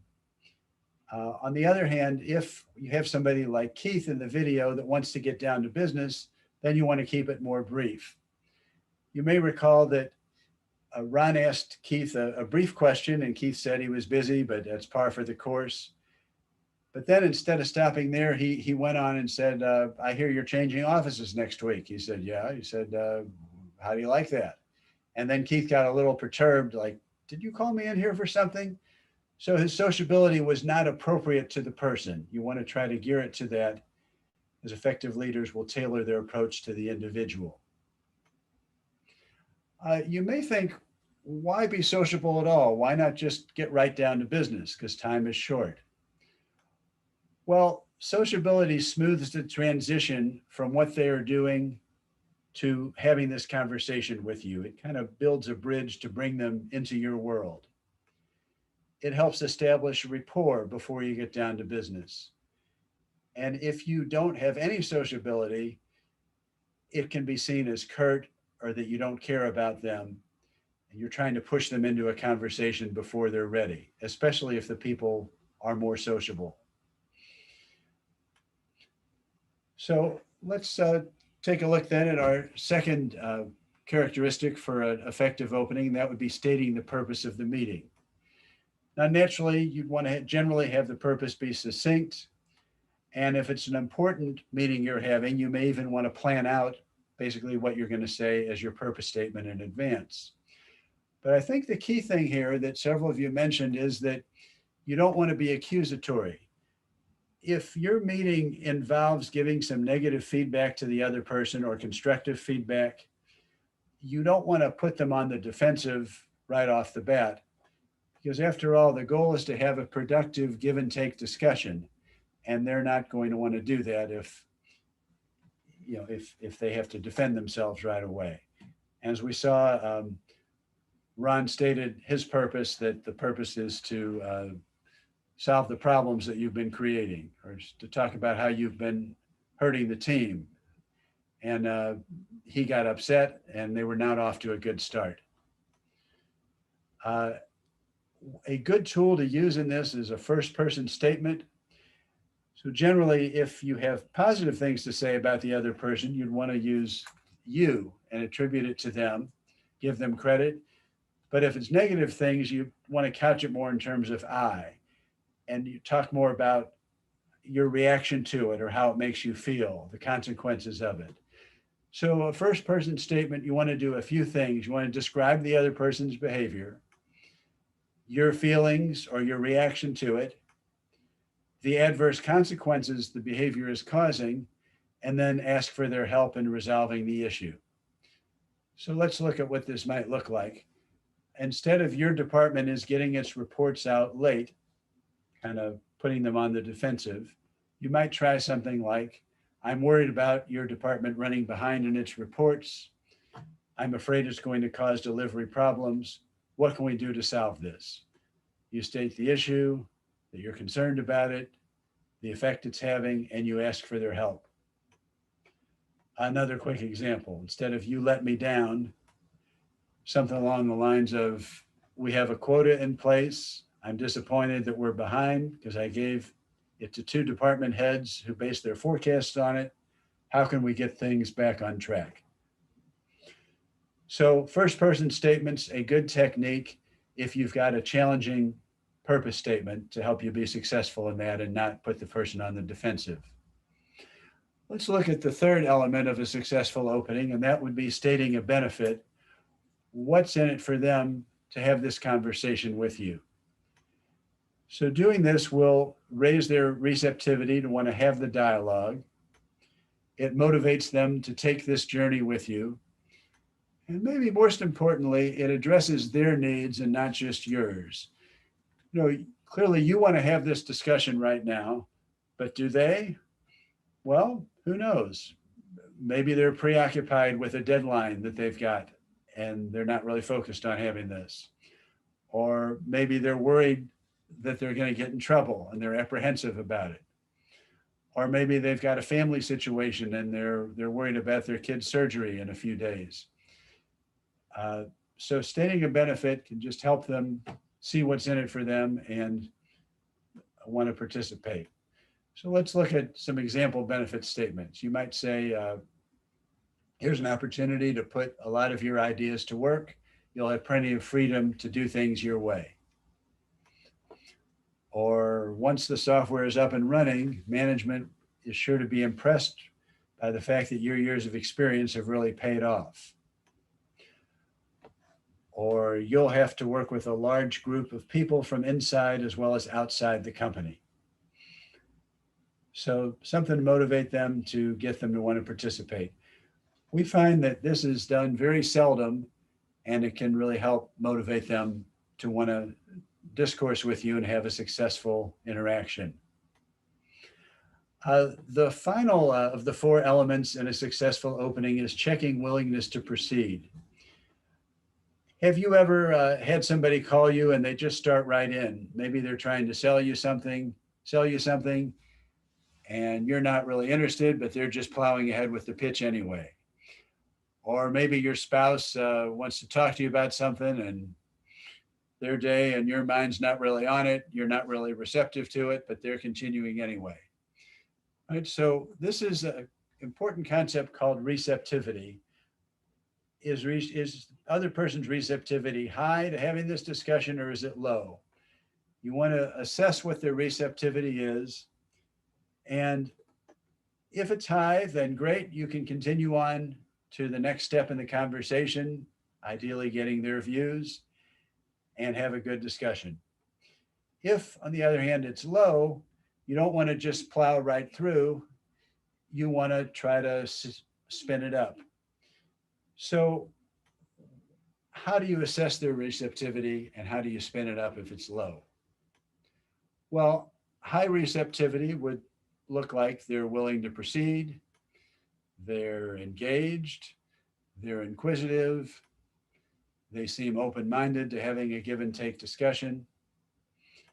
On the other hand, low receptivity can look like many different things. If they want to get things over quickly, that's an indication they may be preoccupied, not really into having this. They're not listening. Maybe they're making overgeneralizations, flat assertions, or expressing hostility, anger, like Keith was in the video, hesitancy, maybe they're worried. So you want to address this if there's low receptivity and try to spin it up rather than just plowing right through and ignoring that. How do you spin up receptivity? To give a thorough answer that would take longer than we've got today, but in brief, you want to probe the concerns that they expressed and see what's going on, what's making you angry. You seem angry. What's your concern? And then address what their concerns are. And once you've done that, then you can take another run and check their willingness to proceed. Socrates, I should say if advice given at high receptivity is solicited, but given at low receptivity is perceived as unsolicited advice. And Socrates gave a lot of unsolicited advice and he was poisoned. So don't make that same mistake yourself. We want you to be around. So we've kind of covered the 4 key areas to having a good opening. And Ron has gone to school and he's learned this, and let's watch how he does now and see what he does different.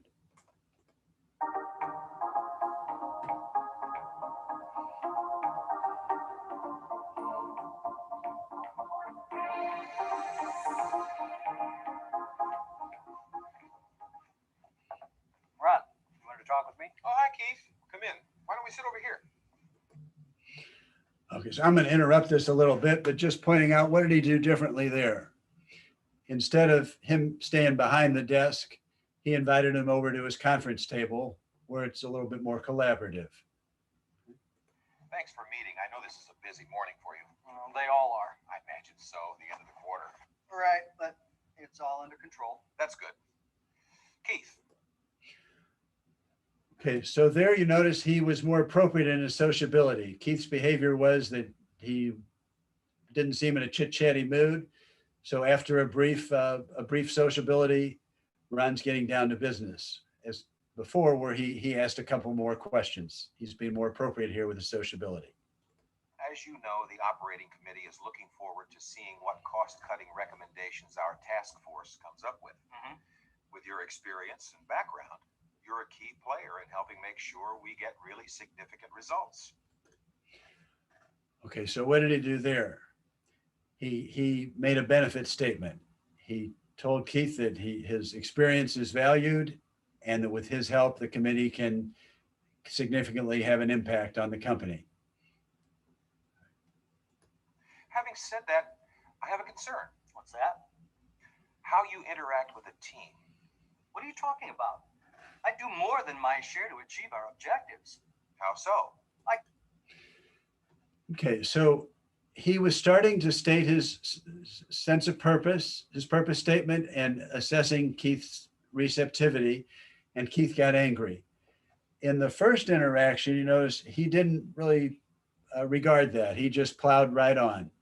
But here he's asked, how so? So he's trying to understand his concerns and deal with them, and then he's going to take another run at seeing if he's receptive to continue. Come prepared with ideas. I take an active part in discussion. The others are more laid back. They just sit on their hands and aren't involved. They're reluctant to participate. That's right. How about we discuss that in more detail? Well, I've told you what the problem is. Why? Okay, so again, he made another statement of purpose. Let's discuss this in detail. He's checking his receptivity to proceed, but he's still argumentative. So that's all right. He's going to address it again. Don't you talk with the people who are responsible? I think it's important that we discuss it. I would like to use our previous meetings, especially last Tuesdays, as a frame of reference. Oh, I see where this is coming from. This is about the argument Tim and I had. Ron, you have to understand, Tim is a dreamer. He doesn't have a clue about the real cost of sales in this company. I don't think you should take one incident and make a big deal out of it. You're aggravated that I'm blowing this out of proportion. Yeah, it really bothers me that I'm somehow responsible for the team's performance when I'm trying to set the standard. I know our work is being carefully watched. I'm not going to sit by and let some superficial analysis slide through. Keith, I'm not sure what to do. I'm watching the meeting slip into a pattern that's not productive. Help me out here.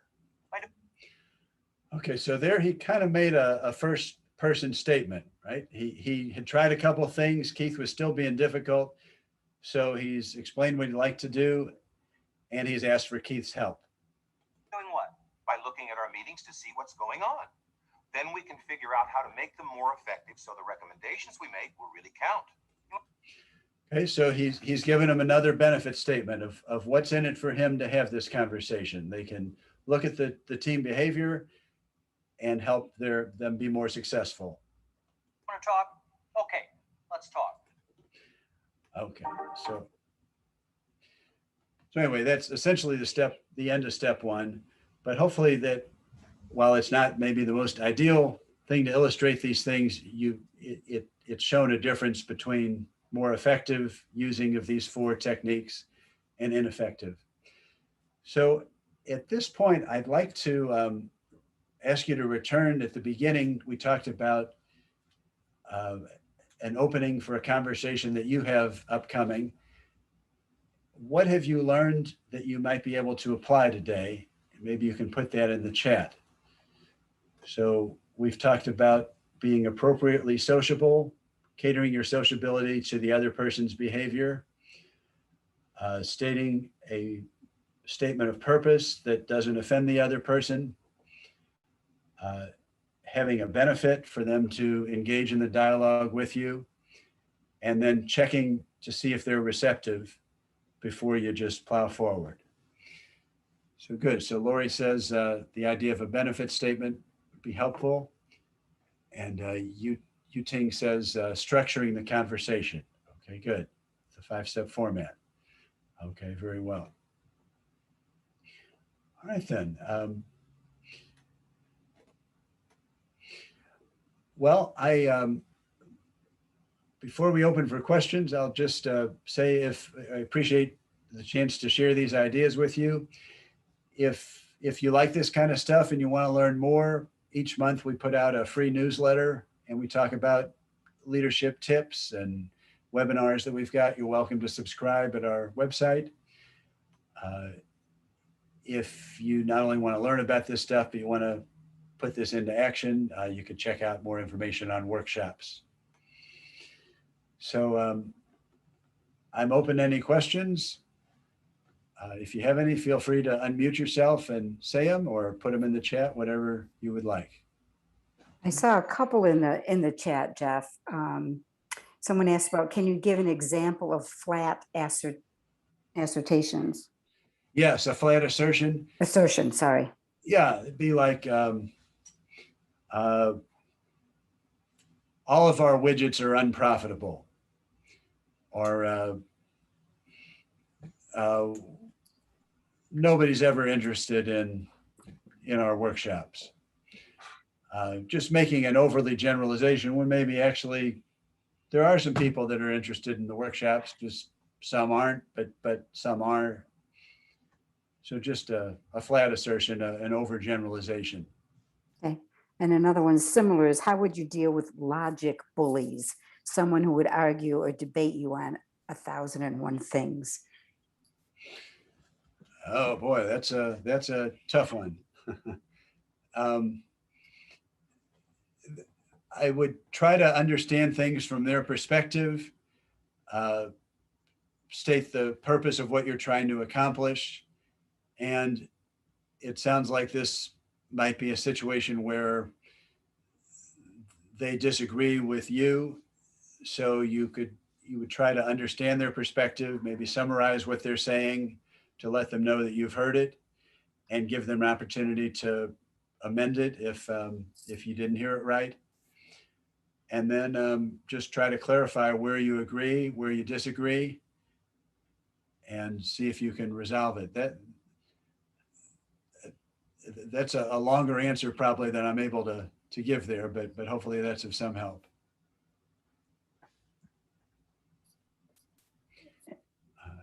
Did you see Diane Bowman said, can you speak to when there may be a need for mediation by another objective person? A need for mediation, yes. Yeah, if you really have a tough one, then you may have to do that. And similarly, if you may have a situation where the person is having a medical procedure tomorrow and they're just not in a good frame of mind to have this conversation. And in something like that, it's perfectly appropriate to delay it until a week later when they're in a better frame of mind to have it. So yeah, but hopefully you can use good techniques to where you don't need a mediator, but that certainly would be a last resort option if the two of you cannot resolve it effectively. Let's see. Any other questions that you're seeing, Sue?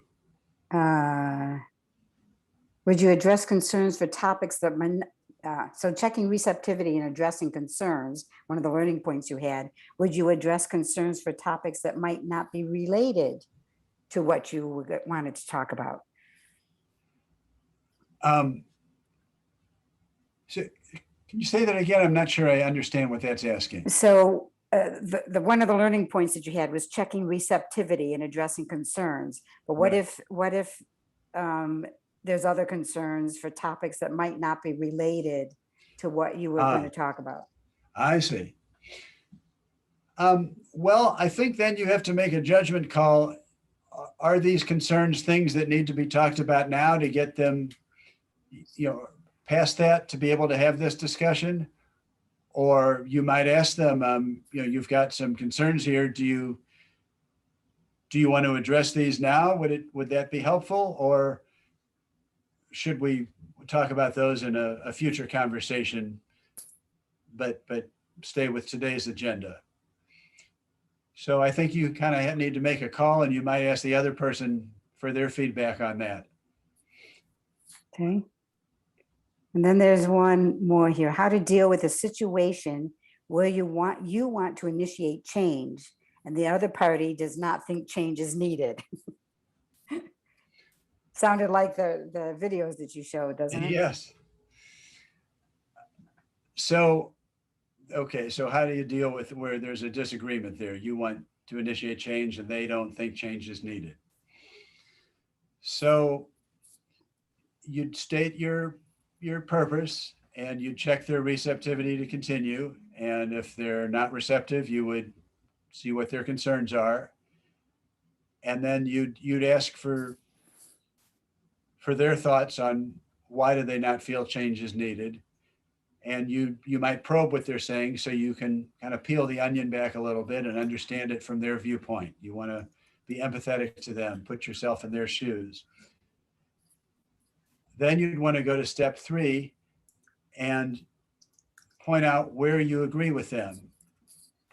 If there are any areas of agreement, often there are, right? And that kind of helps show a connection that there's some agreement, but then point out areas where you have a difference of opinion and explain where you differ and why. And then you'd want to resolve them, and probably you'd want to take them one at a time. If there's 2, 3 areas where you mainly disagree, focus on each of them and explore the other person's viewpoint, state the area of disagreement. You'd explore the other person's views a little more depth, explain yours, see if you can come to a resolution on them that you can both buy into. So not not an easy thing, but hopefully that provides some help with it. Yeah, I don't mean to be salesy here, but the book is 200 pages and it goes into a lot more depth on a lot of these things, the 5 steps in the format, and how do you deal with different types of behaviors that you see differently. You might look for that on Amazon, Leadership Through People Skills, and it might help address this in more time than I'm able to today. And speaking of time, time is just about up because we need a 5-minute transition. I'll answer. Someone said, where can I watch this talk? We're recording it on YouTube. They're also recording the entire thing, and it will be shared with everyone who has participated. That'll be coming from Product Camp Online. We'll go to everyone. But Jeff, thank you so much. This was a very interesting and appropriate talk. So thank you so much. We appreciate it. Thank you. Thank you all for listening. All right. And we're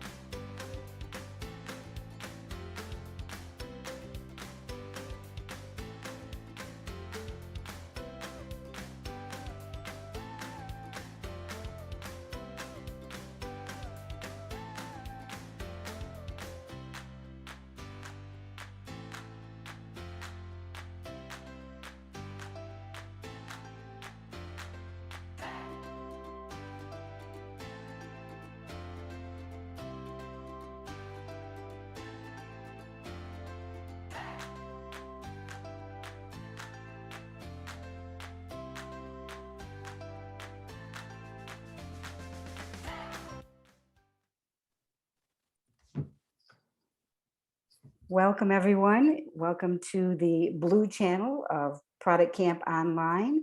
I'm your moderator for this session. I would like to introduce our next speaker is Scott Hilton from the Tufts Gordon Institute, and he'll be sharing his insights regarding demystifying the pricing process.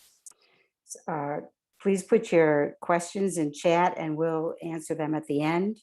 And take it away, Scott. All right, excellent. Let me share my screen.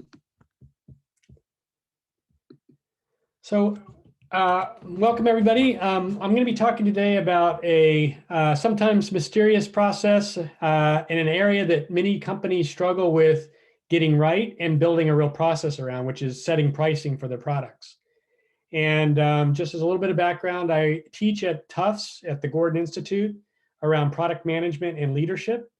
And I've had a 25+ year career in product management and product development, mostly in software and software as a service. Most recently, I was at Oracle after an acquisition of a SaaS company I helped found called Dyn. And in that role, I was responsible for about 20 products within Oracle's cloud product line, and including pricing. So I have a lot of war wounds from this process.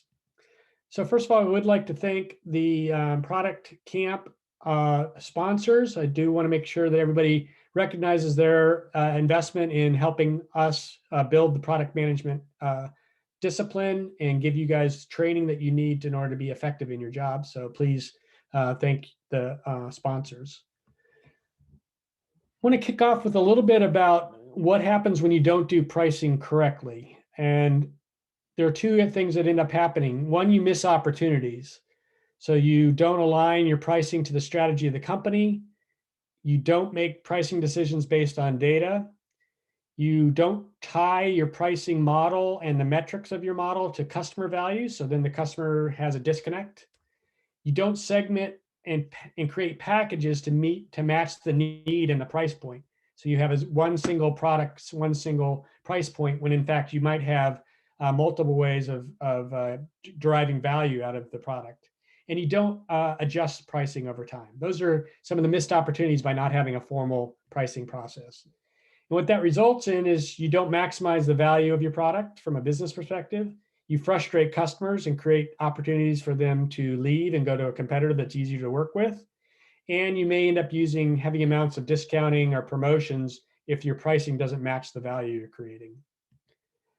And a very important point about pricing is we spend a lot of time as product managers and product professionals trying to figure out how to sell more of what we have. An important lever is price. As an example, a 10% increase in average price, which might be upselling, bigger packages, add-on sales. If you just can increase the average sell price by 10%, you have to sell 20% less new customers, which is a huge shift in how you focus the way you think about it. So think about that every time you talk about lowering price or putting a bigger discount out, is that you're actually increasing the amount of new customers that you have to bring on board. So let's talk a little bit at the high level what the pricing process is. And this is a process that I've used many times, and I've used it over and over. And it's pretty simple. First of all, you have to understand what the goal of your pricing is. And we'll talk a little bit about that in an upcoming slide. You have to really understand what the customer actually values. How do they view the value of your product in either lowering their costs, increasing their efficiency, increasing their speed, solving a compliance issue? You have to really understand what is the value you're creating by them integrating your product. Then you have to, with that understanding, need to understand if you can make money at this. So really digging in underneath at the unit cost level and understanding what it is that you can actually afford or put out as a price and still make money. Then you have to look at the pricing environment. So what is the competitors doing? What are alternatives? What are you going to go through a channel? All the things around the go-to-market and the market conditions that you're selling your product into. Then the part where everybody kind of goes to immediately, go skip the other 4 steps, is what is the price and the pricing model? So how are you going to create the packages And what kind of pricing model are you going to use? Are you going to use a unit? You're going to use a subscription model? You're going to use a usage-based model? So those are the key steps there. And then the last step is understanding the pricing tactics. How are you going to present the price and value? How are you going to talk about price and the terms and conditions and the support programs around the product? So it's putting it all together in a way that's consumable and understandable by the customer. And this is a key step that many people miss, is you have to come back around on a periodic basis and reevaluate the whole value stream of your pricing and see if there's opportunities to further enhance the pricing, look at new packaging of the pricing, and so forth. So when we talk about pricing objectives, they're really around these kind of main areas. And this is really a strategic question. Are you pricing the product to gain market share? Are you pricing the product to maximize profitability? And you're going to forego market share to really nail the max profitable types of customers? Are you trying to land and expand? So you're trying to go in at a low price so that you can enter a market and then add other products to expand the market. Are you trying to accelerate growth? So maybe you want to lower your price or position the product in a different market segment to accelerate growth. And last, which is the very common one, which is to meet a competitive threat. And then that comes into a way of thinking about your price position and the objective of your pricing. And this is a simple rubric, pretty common out there, is look at the pricing, either low or high relative to market, versus your differentiation, low to high. And where most people want to operate or typically operate is in the premium or penetration area. So you may have a higher quality product, better featured, but you want to gain market share. So you're going to use penetration pricing. So you're going to go in under the current solution. If you have a high quality, highly differentiated product, you might also go for premium, where you want to get the maximum profitability by focusing on those customers that value your product the most. Skimming is when you have a commodity type product or a low featured product, but you find a particular area that you can get additional pricing from over the market, and you skim the market. And the last is commodity, low featured, low price economy. So that's the kind of commodity segment. So particularly in B2B and B2B type products, most of the pricing is focused around the premium and penetration. Now, in order to understand the value that the price is to the customer, there are several quantitative tools. And I'm just giving you a survey of 3 of them, but there are many other ones. And this is where you're getting real data about the price point and the sensitivity of the price point to the customer. So in the product discovery phase, when you're envisioning the product and you're doing the initial product discovery, getting the core requirements, understanding the business model, you should assess whether there's price uncertainty. If there's not a reference product, a similar product, or you're a little unsure about the product, you would use price sensitivity type quantitative models. And I'm going to describe that a little bit more. But basically, you're going to understand where are the price points where this kind of product or this kind of solution is too expensive and where it's too cheap. And you're trying to find that middle ground, which is the acceptable price range. If you have pretty good idea of the pricing zone, then you might do a monodic survey, which really gets at the intent of the person or the customer to buy. In this case, you have a questionnaire where you ask them, at this price point, would you be highly likely to buy, slightly likely to buy, not likely to buy, would never buy? And basically, you look at different price points with different segments of the survey, and you get an idea of where the optimal price is for your product. So in this case, you can see at the second price point is where you would want to price the product to get maximum take rate on the product. And the last kind of analysis is used to kind of help create the packaging. What features will go with what level of price point? And that's where you use a co-join analysis. And basically what you do is you create 3 or 4 different variants of features and price, and you let the customer or the survey participant pick which one of those 3 they would choose. And what you use is a broad sample base, and you give them different combinations of these. You run it through the analysis, and it'll give you an optimum price point and feature mix that you can use into building up your packages. So those are three common tools used in quantitative pricing analysis. And those go along with your customer interviews and looking at the market. So I'm going to go a little bit deep dive into the price sensitivity method just to show you as an example. And basically what you do is you describe the product and then you give them a tool, a survey tool like Qualtrics or almost any survey tool, and have them rate at what price point would this solution that you describe be too cheap, where you say that it's less, it's the price of it seems to make it too much of a too cheap and not valuable. At what point is it a bargain? At what point would you have to look at it and do analysis? And at what point is it way too expensive? You do this for hundreds, maybe 1,000 different survey participants that would understand the product and its value in their particular situation. You might look at segmenting the survey population by geography, size of company, vertical, so that you get a broad range of survey results. And then you basically use analytics to create a curve. And basically the curve has lines for each of those: cheap, bargain, evaluate, too expensive. And then you look for crossover points. So in this particular survey, which was about 100 people, 100 survey participants, this is the curve that we got. And basically what you get is a range of acceptable price and then a range of optimal price. And that bounds you now into what the customer perception is of value of your product and price point. So again, those are examples of quantitative pricing surveys that you can implement.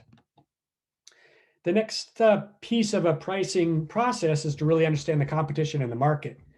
And this can be complicated because the list price of a product may be not what its actual average selling price is. If there are additional add-ons to the product that you don't have visibility into, so you may have difficulty getting at the actual price, but you need to get some idea of the price model, the metric that they use the price, and then you do an analysis of features and price to understand where you fit and whether you have a premium product, whether you have a product that is basically going to go in at the same value level. And then relating that to our earlier discussion, you then decide whether you want to penetrate a market, so you want to go underneath the competition in order to gain market share, or if you want to preserve the value of your product and sell at a premium price and sell the value, sell the quality. Now, as we move farther into the process, now we need to consider inside the pricing model, how are we selling the product? For instance, are we selling it through a channel? And if you do that, you need to make sure you build into your pricing model the margin for your channel partners, your distribution partners, and your retail partners or your channel partner. Very important point, because if you don't do that, you're going to end up with missing your margin targets, because you're going to miss the fact that you have to give margin into the channel as they sell it. The other part is, depending on your selling model, what is your discounting strategy? And so you need to build into the price model what you expect the expectations are of the customer and of the sales process around discounts and promotions. One thing I would suggest is that you be very careful about discounting and understand when you're using it and when you're not. Are you using discounting because you have a pricing problem? Are you using discounting because you're going after the wrong customers that don't value your product properly? Because sometimes you might find that actually by being more controlled about your discount, you'll raise your average price, increase your profitability, and you'll be selling to customers that actually want the product, and you're not trying to force them into using the product. So again, be very careful and watch carefully. As a product manager, you should be watching carefully what's going on in your discounting process through sales. Another key element of pricing is the terms and conditions and the cost those have in your product and the value they provide. So one area is around payment terms. where depending on your payment terms, you may be actually have, basically you're fronting the customer for 30 days or 40 days of the product costs. So you need to factor that into your pricing model. It may be a differentiator in the way you have payment terms and the types of ways people can pay you. So there may be actually differentiated, maybe feature capabilities in your payment. Similarly with support, you may have your basic support, but what are your upsell support packages and how do you price those? And then how do you factor them into your overall pricing model? There are contractual terms, about the term of the contract, your return policy, liability, which also need to be factored into the cost to deliver the service to make sure you recoup those costs when you set the pricing model. And now more and more, there are whole provisions in the terms and conditions around security that you need to factor into how you look at your pricing model.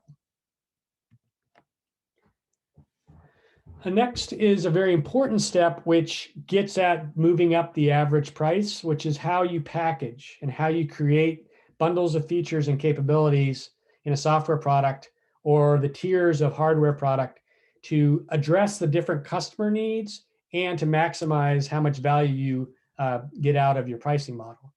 So ways of understanding the pricing and packaging, one is around what we talked about before, the co-joint preference surveys, where you'll get an idea based on the way the customers react to the feature versus cost or price perspective. What are the bundles of features that are most important to certain segments of your customer base?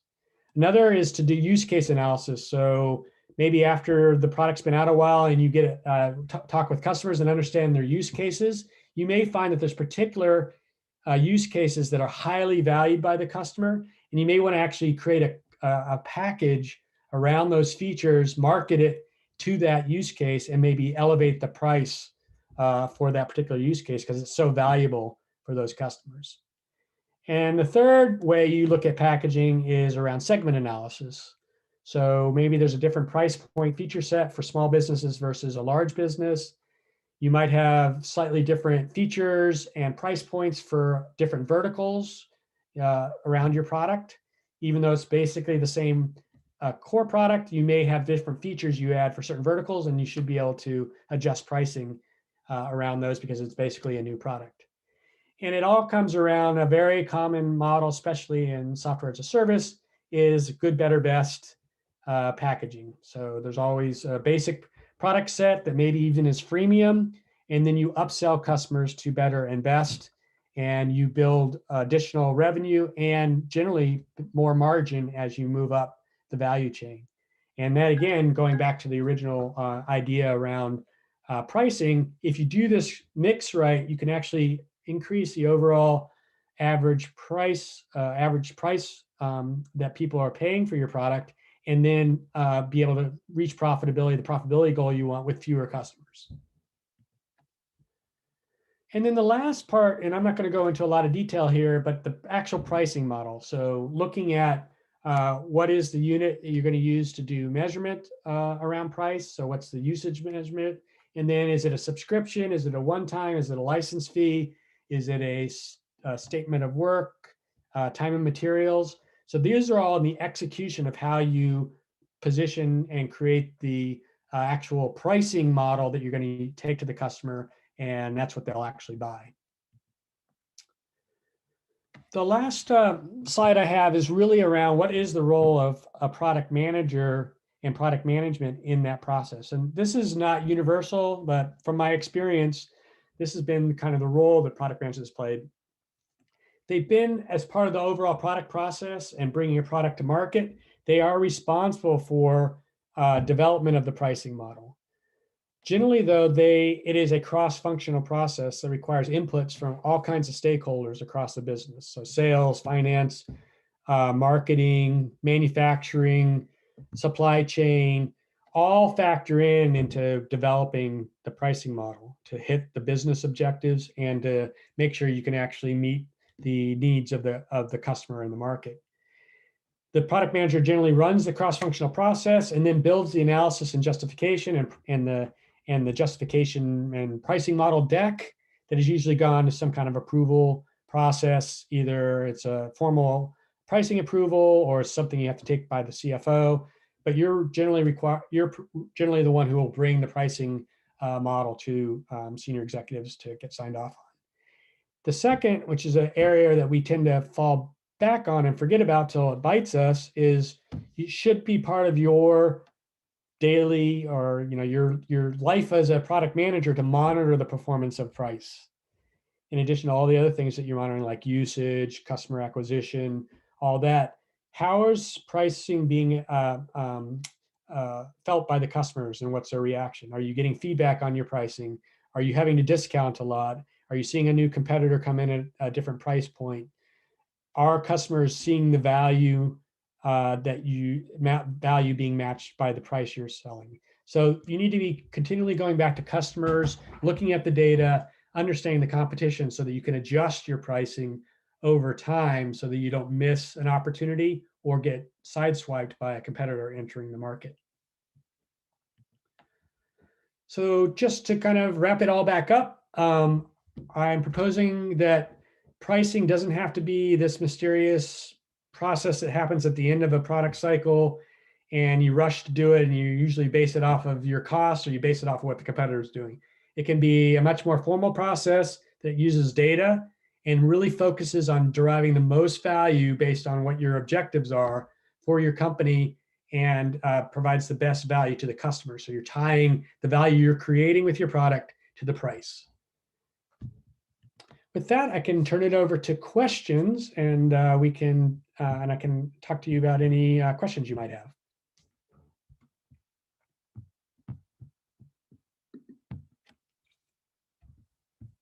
Hey, thank you, Scott. I'm not seeing a ton of questions in here.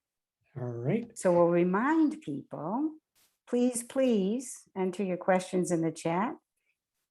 If you prefer, I think you can unmute. Here we go. We've got two. Can you see them? Yep. Okay. So the first question is, how do you test different pricing models against each other, such as monthly fee versus one-time fee? So first of all, you can do it in the pre-product phase by showing those as scenarios when you go do your customer interviews and get feedback even before the product's built. The other thing you can do is segment your market. So maybe a certain region or a certain segment of the market, you try different price points, maybe a subset of it. It's almost like an A/B test. If you have an online product, it's even easier. You can show 5% of your people coming to your website one price model, and the other 95% show your standard price model, and see if you have a difference in the take rate and the conversion rate for that other pricing model. So those are kind of two ways I can think of that you can try it. So you can use A/B type testing for pricing also. How do you approach changing the pricing model when one is already set? That is very challenging. One is to create new products or new packages around a new set of functionality or a different positioning of the product. And therefore, you're not selling the same exact product that you have the set price in. The other is how you contract and describe pricing in your contract is really important. So the terms and conditions around that may restrict you from not touching the pricing for a certain period of time. But my recommendation is to look at slightly changing the product definition and the package, and that's how you adjust pricing. Awesome, Preza. Any tips on how to get stakeholders to buy into the value-based pricing strategy versus cost plus? Interesting. I think one is around showing them case studies, which there are many of folks that have implemented value-based and shown very high return on that investment as far as profitability and even customer satisfaction. The other is to pilot it with a product and then show the results of really understanding the value point and showing that you can get higher margins by tying it to customer value. Are there special considerations for B2B environments where the people making the purchasing decision are different from the users of the product? Excellent point. Anybody who's doing product discovery phase of products knows that you need to talk to all the stakeholders in the customer, and the economic buyer in many cases is not the user of the product. So generally, I would recommend that you target your price surveys and your pricing interviews that are focused around that to the economic buyer, where you're going to focus on the return on investment, the efficiency, the cost savings of the product, and less on the features and the user experience kind of stuff. Hope that helps. But when I talked about doing pricing surveys, you want to target those surveys at the economic buyer, not the end user.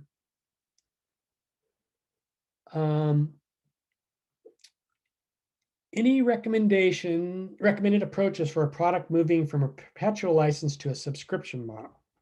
Yes. So this is a pretty common challenge or opportunity that companies have who have been selling licensing either to on-prem equipment or even hosted solutions that are license-based, and they want to shift to subscription.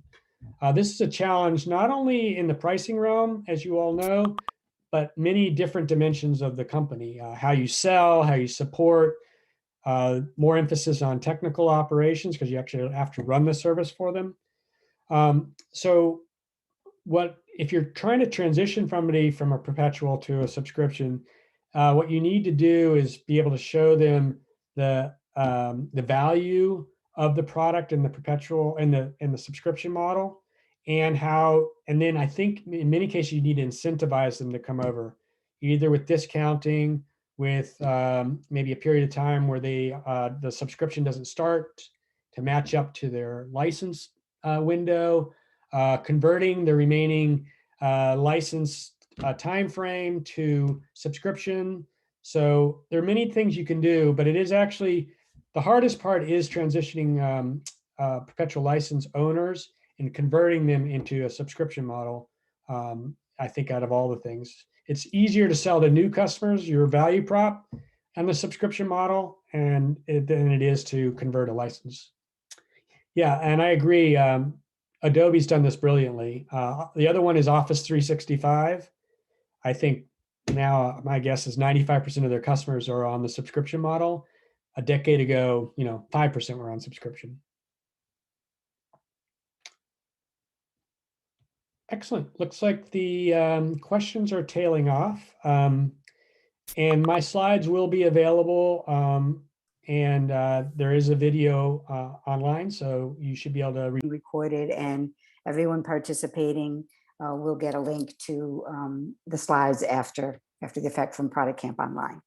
So feel free to continue conversations in WonderMe and in the Slack channel.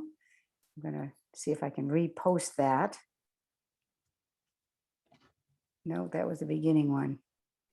I'm not sure where I have it, but anyway, yeah, I can grab it quick. Feel free to continue the conversation. In about 10 minutes, there's going to be sort of a wrap-up session, I believe. The sponsor exhibit in Slack on channel 30 and 35 Slack channels, there will be some sponsorship information. So please participate in that. And thank you so much. Scott, it's been excellent. All right, thank you. And everybody have a great day and enjoy the rest of the camp. Perfect. Thank you.